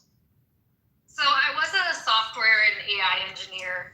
And then now I've been doing UX, primarily the research side of really understanding users' needs and experiences. So in terms of this concept of, they talk about the cost of leaving. This author was talking about the cost of leaving. It seems to be a common thread in the book where different companies create or have, by design of having the better product initially, it becomes more difficult to go to different products because they are doing it better, or in theory. So like Facebook, it's if you leave, you lose your friends unless all your friends come with you. On Amazon, it's like you lose the ability to send a package back free of charge in terms of the parcel costs and different things like that. And other companies, it's whatever it is. Did you ever sort of take that mindset into account when you were helping design or engineer something? So I worked with early stage startups. So we were thinking more about the beginning of how to get people using it. Like the killer feature. Yeah, exactly. And when I look at what the companies being described here are doing. Have you seen any of the startups you work with grow now that you're gone exorbitantly, and like you've seen the whole sort of culture of the company change in a way that's kind of represented by this book? Not at startups that I've worked with, because they have grown slower, stayed smaller. But I have seen other organizations which are kind of pulling from this book kind of sooner than they can get away with it, if that makes sense. Like they start doing a lot of things at once, scrapping things together. The interface is one thing one day and another thing the next. That actually did happen with one startup that I worked with. And there was a challenge where it became impossible to measure trends in using features over time because the features wouldn't stay the same. Clubhouse? The cost of leaving, I was thinking about this earlier. Clubhouse, the cost of leaving it's this, right? I mean, it's this type of interaction. I mean, many apps have tried and failed to do what Clubhouse does, even still, as one of the last holdouts. I mean, I get that Twitter, X, whatever, Spaces, they do it, but I've used Spaces, and though they can really run rooms at scale, I just find that it's so impersonal that the amount of investment of time to be able to become someone on an audience, to then get to know people over time, it's Clubhouse. I guess it's just Clubhouse all the way. I've gone to other apps too that have better features, but the people aren't there. My friends aren't there. Clubhouse has a lot of lock-in, and we've spent a long time, especially my late partner, Ed, who thought about this endlessly, that we spent a long time trying to figure out whether the source of the lock-in was actually the app, but it's never the app, it's the people. You know, and when the people go to another app, I mean, we use another app for some of our Clubhouse experience. It's the same people, though, using that app. You know? The app is just a venue, like a bar or a concert hall or whatever, but the people are what make it an event. Well, so I come from that industry, my first life, and the thing is that branding and reputation really hold up a venue or a producer of events. And the dream was always, it's not that people are coming here for so and so headlining, but they're coming because they know whatever I give them is going to be a good time, and they're going to be there with all their friends. And it's just, they know the experience itself is going to be great, to where people could even come with a more open mind to experience things that they hadn't experienced before. And as that relationship over time developed, for me, I was able to be a little bit more experimental with the offering of the venue, and thus people would come. And after a while, I didn't even have to tell people who was going to be there. It was a mystery, it's like a mystery. Just call the hotline and, go to the map point and just get ready for it. On the other end of it, it's going to be like 2,000 of your, 2,000 of your closest friends, sweating and dancing to some kind of deep-based heartbeat with visuals everywhere, and and you knew it was going to be a good time. And so I think what you say venue, I think you're right. But in the book, they talk about the cost of leaving as the thing that helps a company grow. Like once you get your killer feature, then people sort of gravitate to it like honey, and then they get addicted. You can't leave. You just can't get it as good anywhere. That leads me right into the topic for today's Karma Club, which is trust. And I think part of it is that you begin to trust either the platform owner, which in your case, James, would have been you, or the other people. But once you have that trust, you're not going anywhere, or you're trying not to go anywhere. That's so hard to develop. The trust is really hard to develop, but it's also fragile. Right. But 11:30 Pacific Daylight Time today. Karma Club, everyone, on trust. Right. And this is a series you've been doing, right? Because you talked about trust last week or the week before. No, I did talked about it last week too. Trying to figure out how we can get citizens, what the government can do, if anything, or whether the government should just go on without expecting trust. And if so, what does that look like? Well, do you recall I kind of popped in your room right at the very end last week, and I shared with you that for me, trust is always ongoing. Like the assessment of trust is, and I think trust can be deepened sometimes through momentary lapses of trust where two people decide that it's kind of in the cards for them to try to work a thing out, and then you can kind of deepen the relationship because you develop better scaffolding in terms of dealing with future kind of ruptures in the relationship. And oftentimes, even like in terms of doing therapy, a therapist might say, part of what we're doing in therapy is we're bringing to light the ruptures that happen in the relationships that we're having. At least it's kind of more old school therapy. When we have an issue that comes up that happens between you and I as the therapist and the client, what we want to do then is we want to bring to light what's actually happening in this relationship now and practice different ways of relating to each other and build trust. And then maybe you can parlay that in other areas of your life. And I think that the idea of having kind of a little bit of, let me use a word that's going to sound positive religious, but having a little bit of grace for the people you care about, maybe assuming a little bit more of the best in them rather than sort of immediately knee-jerking to, oh, it's the worst possible explanation. And then if over time someone shows themselves to be untrustworthy because they're constantly kind of just fucking you over, well, I think you could make a good case for cut them and warn people about them. But I think aside from a very, very long process of getting to know somebody, I don't know. I mean, I guess trust comes in a lot of different flavors. I mean, what are your thoughts about that, Doug? Well, I'd like to save that for my room. Okay, so perfect. So here's the teaser for your room later. I am a very trusting person, and a lot of people make fun of me for that, but that is a choice that I have made of a way that I want to go through my life.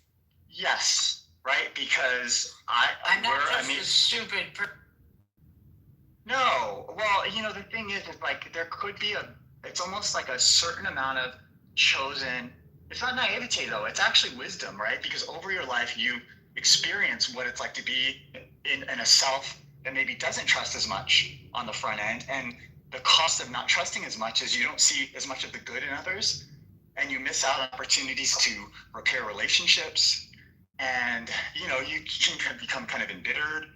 And if you're going to err one way or the other, no one's perfect, then why not just, maybe err on the side of, oh, maybe I'm a little bit more compassionate when I shouldn't have been, or maybe I'm a little more trusting and I learned better. I'd rather go through that than kind of live a life where I'm sort of shriveling into myself. That make any sense? So I guess you're preaching to the choir for me personally, but other people have different takes.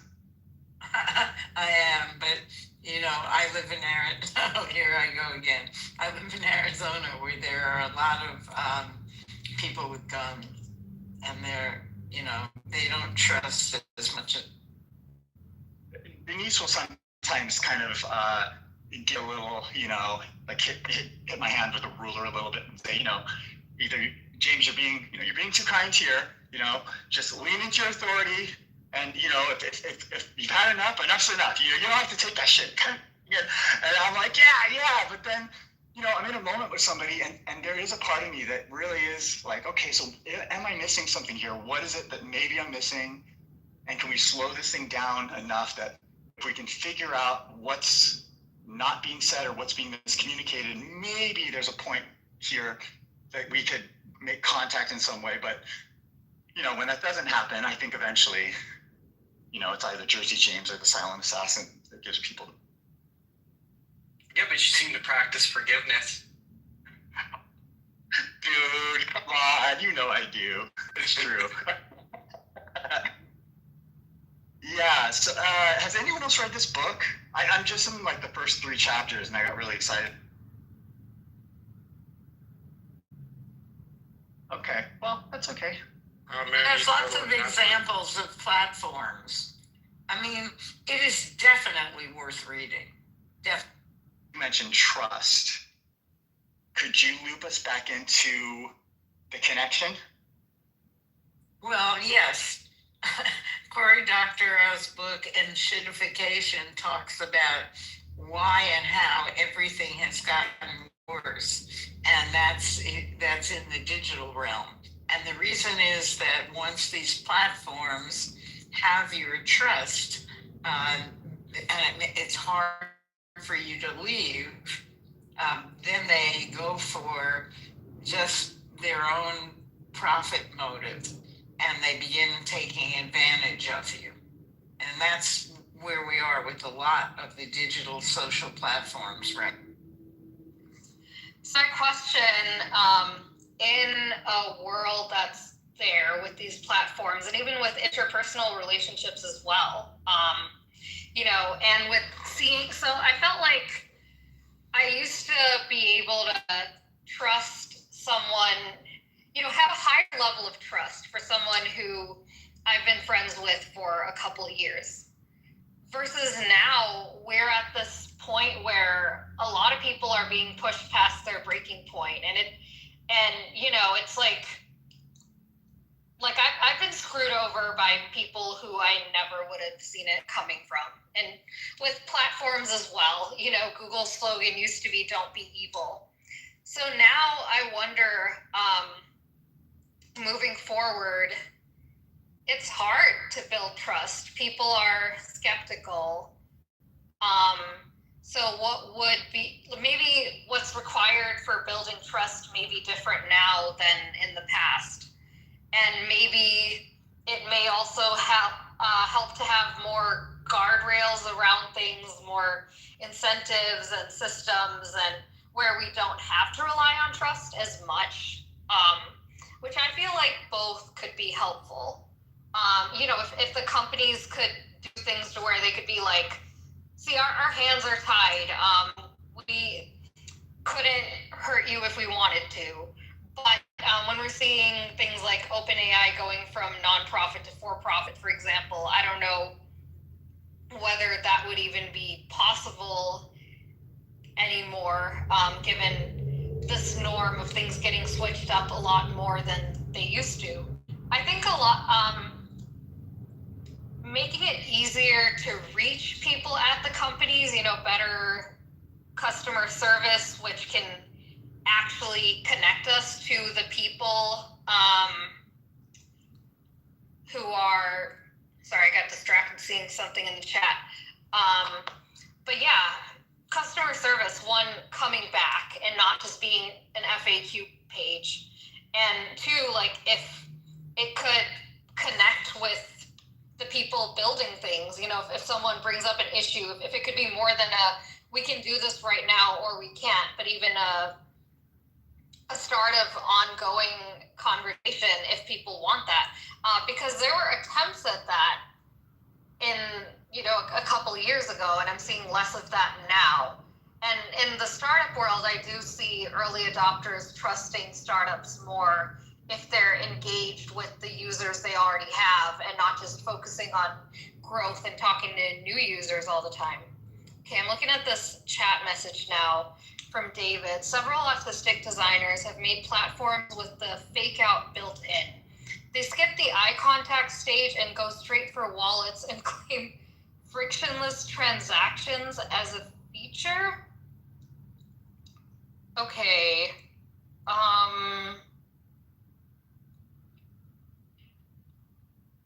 What's the fuzzy part? Is there a fuzzy part that we could get clarity on? Because he's usually pretty willing to clarify. He's not usually just taking shots. I'm not sure what that's referring to there, and how much it's about the. Okay, Elon, no need to build a company, just take it over. Okay, so skipping the whole trust building phase. Or you purchase the trust that someone else already built. The social capital, you spend your money on their social capital. I think that's what I'm. Yeah. I don't know. That's a bit of a step away from autistic designers, but okay. Listen, if you have something you're kind of like in your head, you're like, should I say this? Should I not say this? Maybe it'd be worth just getting it out, and then maybe then that'll help kind of equalize whatever you're feeling inside yourself. It seems like something isn't quite sitting right for you, and if you could just sort of get it out with that, then maybe we could figure this out. What caused you to pause? Let me ask you that. What was the thing that caused you to pause? Was it the word odd? Oh, that's what caused me to pause. What is that? Hold on, just really quick, dude.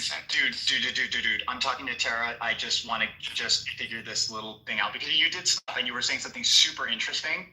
So selfishly, I want to get you back to that, but I don't think we're going to get there without first at least dealing with it. I'm happy to move away from this thread as well because I feel like the two messages are referring to different things, and I'm not really sure what the first message is referring to, and I'm okay with,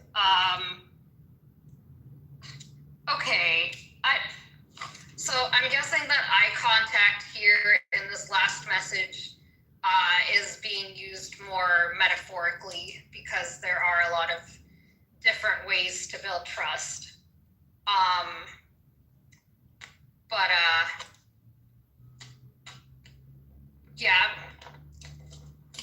I finished my point before that, by the way. So if you had anything you wanted to respond to, Dr. James. I actually had more questions. But I'm trying to think. There were, just because I really appreciated you being here today, and I don't want you to sort of. Well, first of all, it's not that I don't want you to be motivated with what I don't want or what I do want.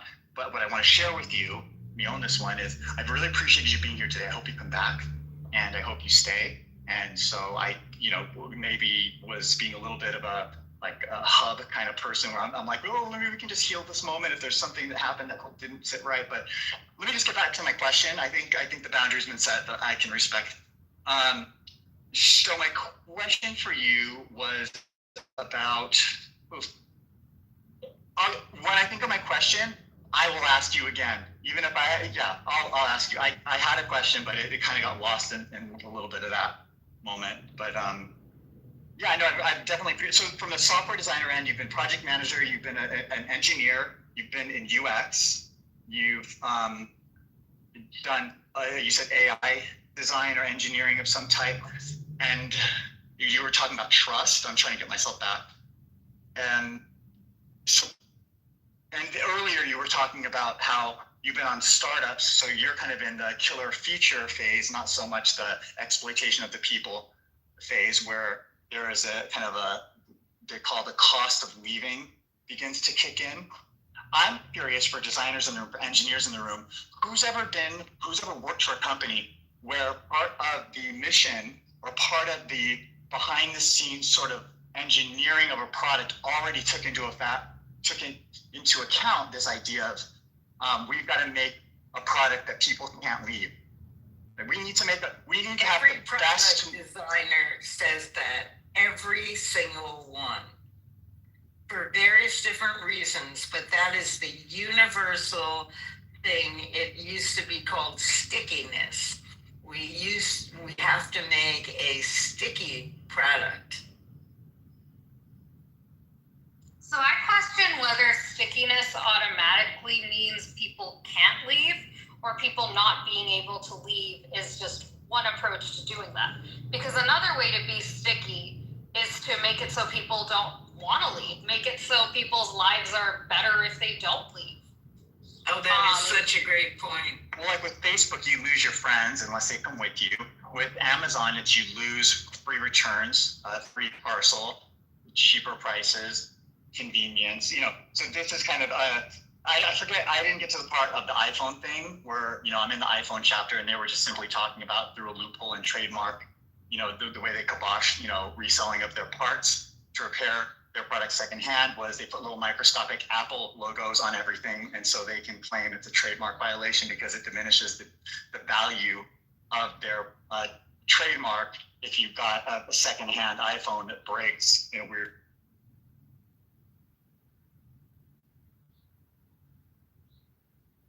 Yeah, I feel it's a spectrum from your life will be marginally not as good if you're losing a cherry on top fun delighter if you leave, down to you're not going to be able to get your basic needs met if you leave.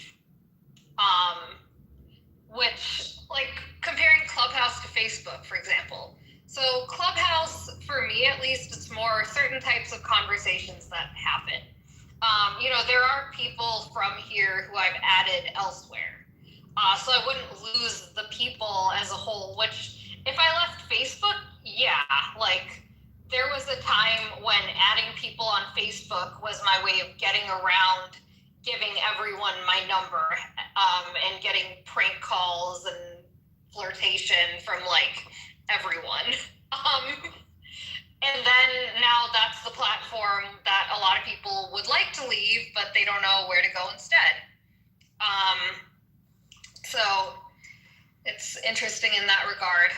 Personal example of a company that I worked at that I saw like using the people can't leave pretty blatantly behind the scenes. So I worked at GE Healthcare, and I was at this all hands meeting, and they said, yeah, we're not going to have features on par with the competitors, but no one's ever been fired for buying a GE.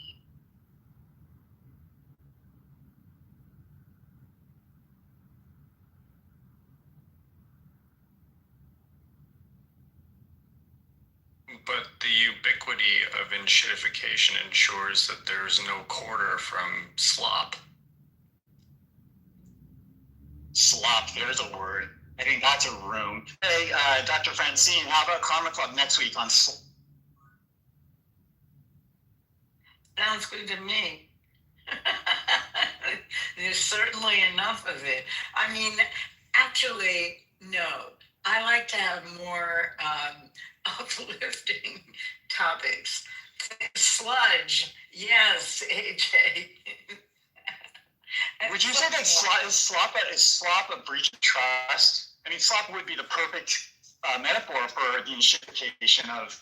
Yeah, slop is a breach of trust, but it is a breach of trust between the developer and the user. This gets into a wildly complicated topic called capitalism. Oh, here we go. Now, this is usually where the conversation takes a dive right off the deep end, and I end up walking away feeling like an. But not that it's not a good conversation, but it's where somehow people become passionate in their own perspective. Well, look at Apple. I mean, look. I don't know how long you've been in the Apple ecosystem, but I have been since the 80s, and I bought the first iPhone, by standing in line to buy it, to be one of the first to buy it before they had, they had retail stores. And so I feel really betrayed, but I'm not going anywhere, and they know it. Apple really found a way into the hearts, souls, and minds of many people. They've made a debate about the difference between Apple and Android. Apple and PCs and Windows is almost integral as arguments about God versus atheism or something, or Protestantism versus being Catholic. I'm really glad you just said that, Dr. James, because I was noticing over the past week, I was watching a lot of movies and series, and just sort of noting in my brain every single time I saw a Mac and saw the Apple on it. I mean, we used to talk about something called product placement in marketing, where people pay a lot of money to have their product known. This is just ubiquitous, but I think what's really interesting was their choice of the Apple. That was no accident, and it was absolutely trying to get at the subliminal, hardwired reaction we all have to the apple as a symbol from the Garden of Eden. So it interests me that you bring up the religious association with it as well. Again, it's not overt, but I think it actually has an effect on people. Well, it kind of also, yes, there's that. Also, it was a little tongue-in-cheek because, over the decades, there have just been these dichotomies that people seem to get very passionate about that I've noticed. And in particular in Clubhouse, there's a group of people that, and it's all in fun, but, when I am talking with them, they'll do something to the effect of, if I bring up iOS or iPhone or Apple or MacBooks, they boot me down to the audience because they're an Android-only stage. And I just think that's hilarious because they're a joke, but the fact that somehow they knew that I was just nerdy enough to really love it, I come back for more anytime But on a serious note, I mean, I do think that the way that Apple did find a way through quality design, through a beautiful aesthetic, through branding, and through innovation, did really have a moment where they were in like shining stars. I really think so, coming kind of like a phoenix from the ashes in so many different ways. But at the same time, we are just talking about widgets here. We are just talking about things that get in between our human relationships. So, right. No, I just think the apple as a symbol was a brilliant move on their part because I think it does affect us subliminally. Yeah. So it also impacts the way that companies value you. So if you try to browse airline websites and book tickets, they're going to see what type of device you're calling from, and they're going to charge you accordingly. You use an iPhone, you get a more expensive price than Android. You use Apple, you get more expensive price than Windows. I didn't know that, but I'm not, I mean, that's so awful, and I'm not surprised.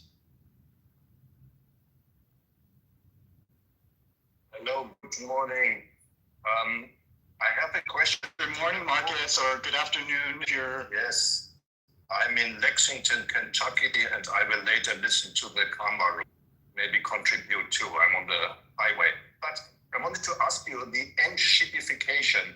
So what's the recipe?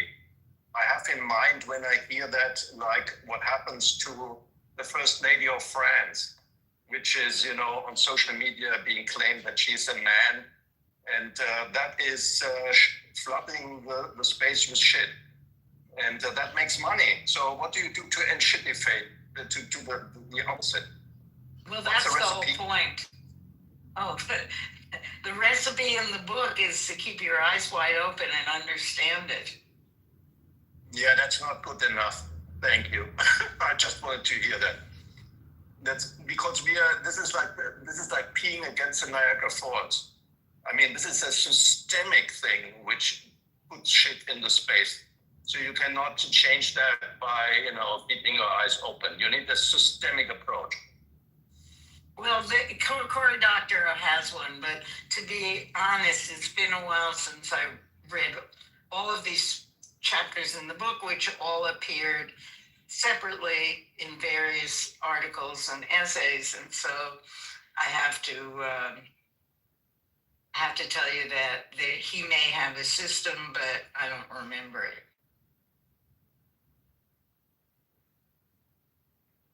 So we're not quite at the end yet. We've got maybe like 15 minutes left. Is there anything about this or anything else that anyone had on their mind today that they felt like, they wanted to get out or speak to the universe? Maybe some people have some thoughts about it.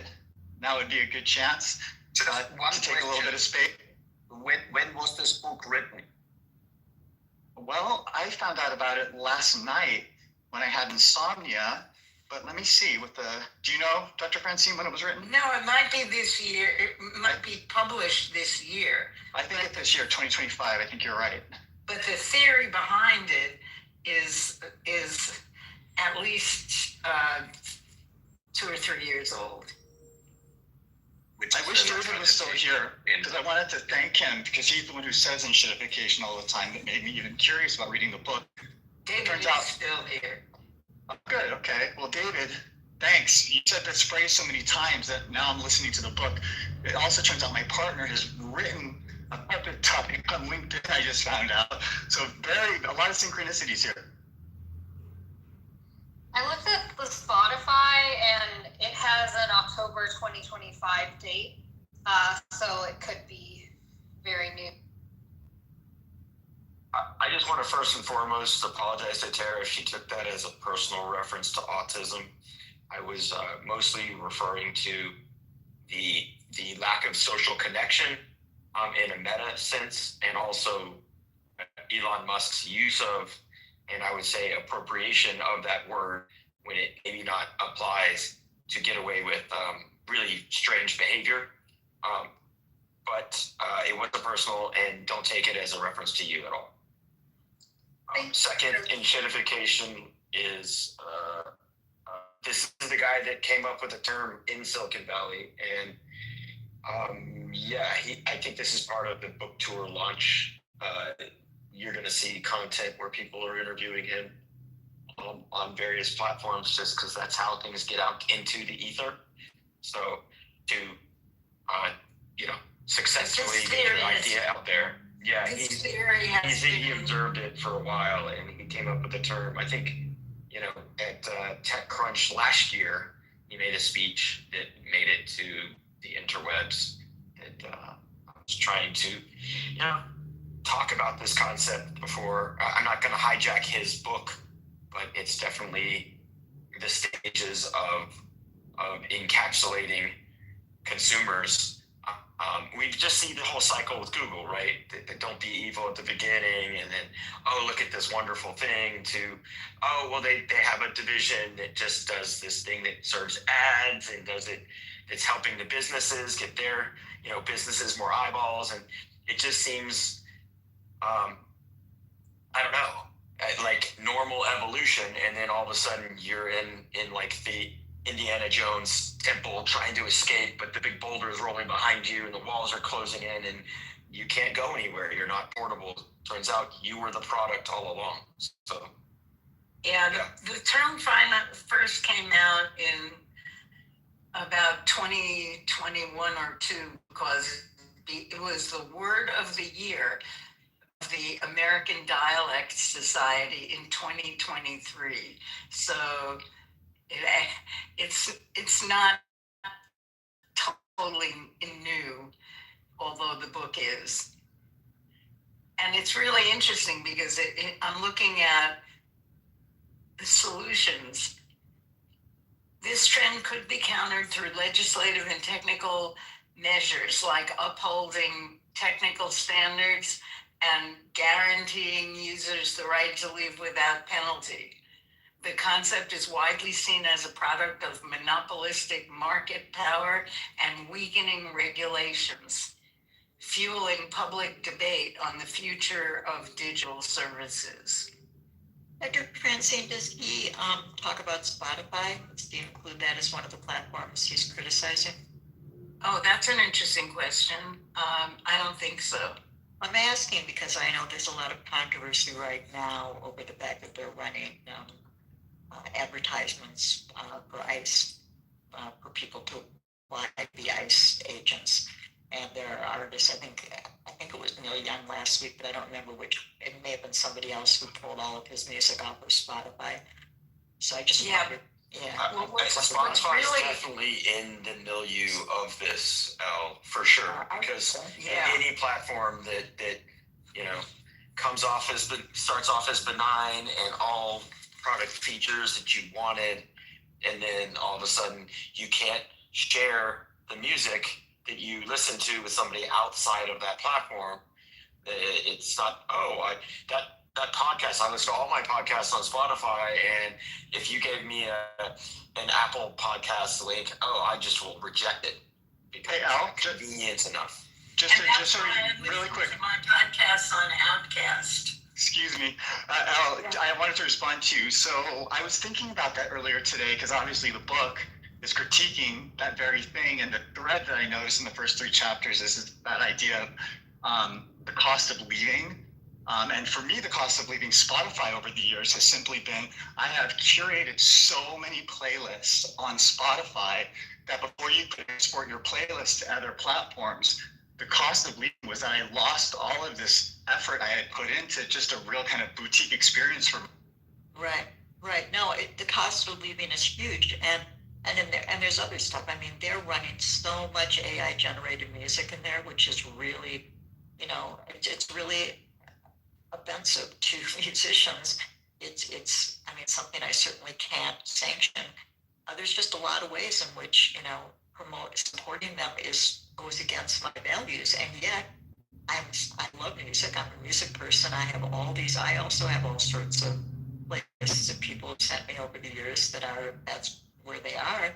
So what do? I don't know. And is it better to go over to Apple Music? I mean, I don't know if it's the same thing. Yeah, it's kind of like all of it is so corrupt that what are you going to do? I don't know. I mean, I really heard you, Francine, when you said, that you are, disappointed with Apple and iPhone and all of this stuff. I mean, for me, it's been that every single year they come up with a new one, and suddenly, your phone is obsolete. Now it's more money and more money and more money.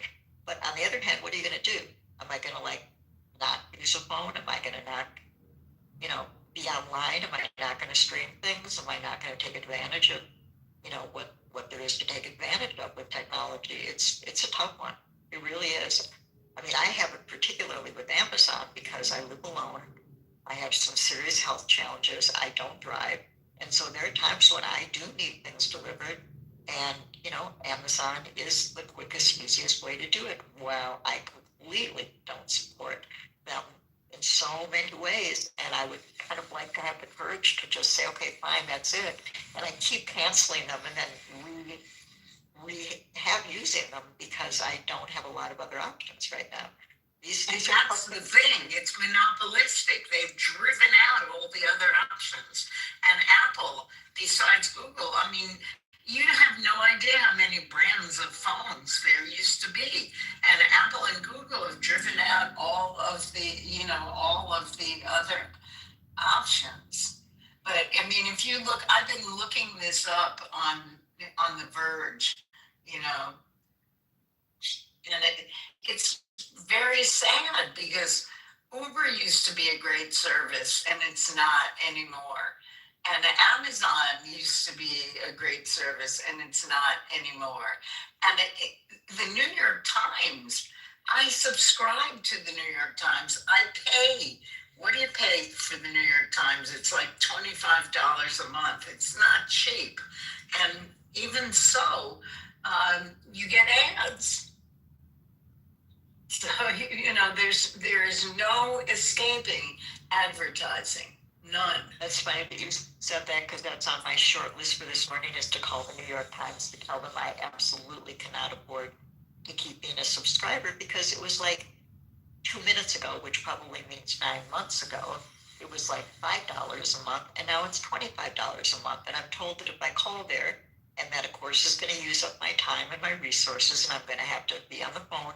If I say I'm leaving, they are apparently going to try to negotiate back into $5. So I'll let you know tomorrow what happens. But, so now they operate like a phone company. Where if you call AT&T and tell them you're leaving, they'll do the same thing. They'll lower your bill.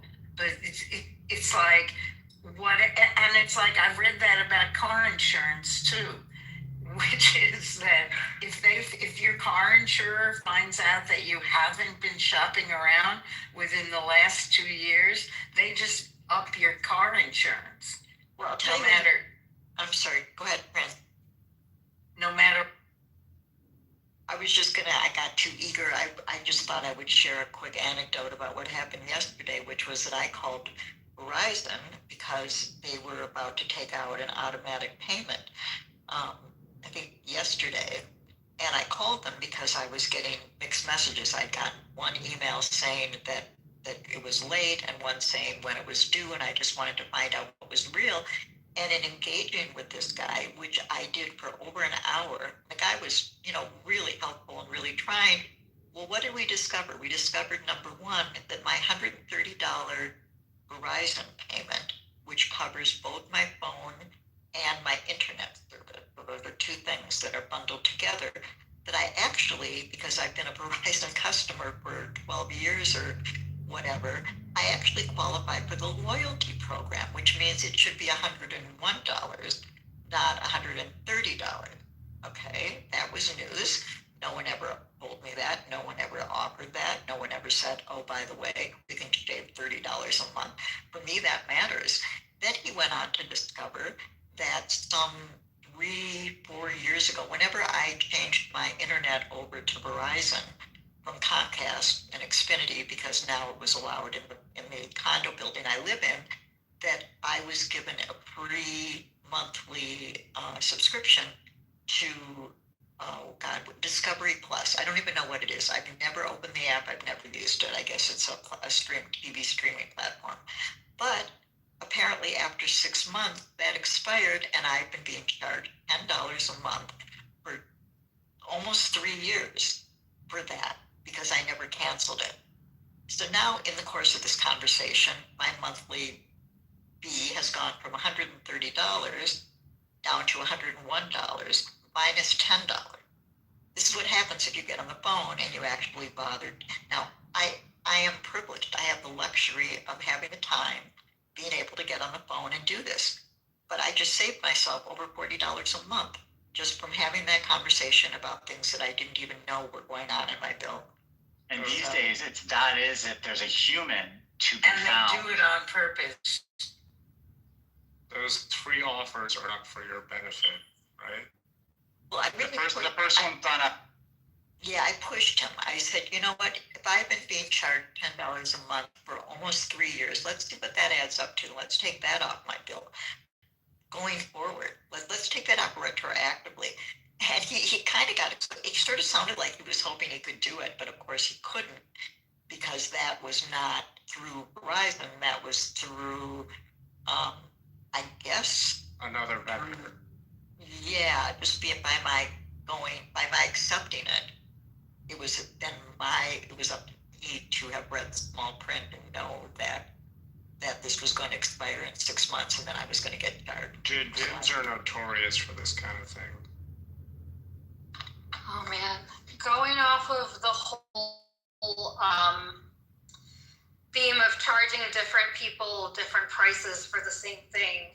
Now there's like the variable pricing at grocery stores and all that, apartment buildings, like based on demand, which it's not tied to supply anymore. But then demand's not going to go down for things like food and housing, so they can just keep raising it indefinitely.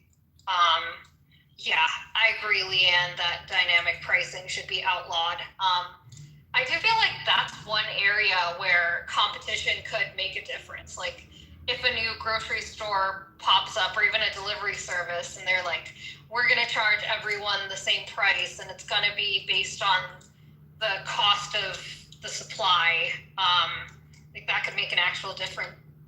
But there's very little competition. Yeah, so that's what I'm saying. Someone could come up. Dr. Francine, are you there? You're showing a phone symbol. Okay, I guess not.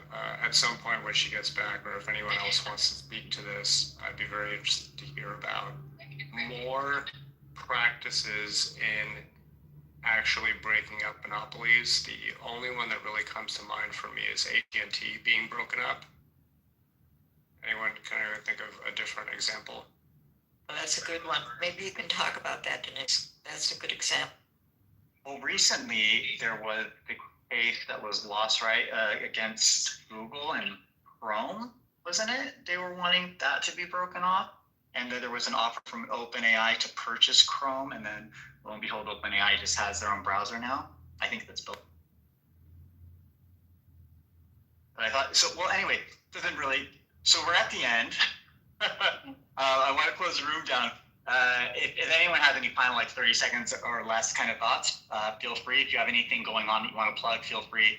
And then, obviously we'll have a chance to talk tomorrow. My closing thought is that anti-monopoly laws exist. They simply need to be enforced, and that can be accomplished via pressure from people and groups. So it's not, companies would like us to think that resistance is futile, but it's not. And that's why they spend money on convincing you that it's not. Hey D, if I get through this book as quickly as I think I'm going to, because it's kind of got me hooked. So, and it's an audiobook, so I can kind of listen to it passively. When they get to the chapter about kind of what to do about it, maybe I'll introduce that as a topic in the future. Something to talk about. Dr. James, also going back earlier when you mentioned about Club Deck, because I've tried for 3 years, I can't get Club Deck to work on my Mac, which I've really tried. It's very, very easy to stream that stuff just using the iPhone. You don't need to have Club Deck for us to listen to things like that in rooms. I mean, Intelligent Bookshelf does that. Lots of spaces do that, where we can listen to things together in a space without needing it to be on Club Deck. Just letting you know that. Yeah, I appreciate that. It hurts my ears to listen to any kind of audio that's not real, delicious.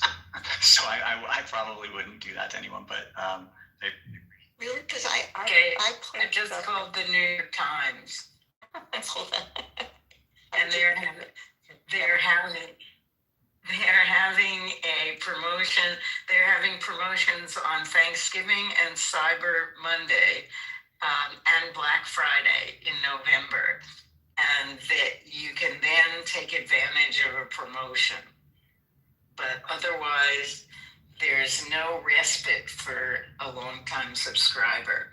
I got on there and said, I've been a subscriber since 1951, which is actually true.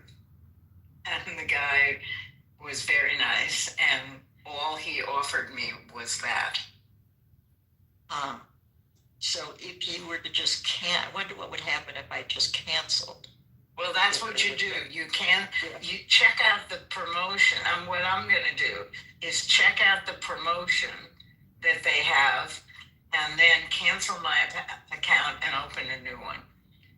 Yeah, I think that's the way to do it. Also, just for PSA for the room, my son Evan does this by getting his New York Times through the library in LA.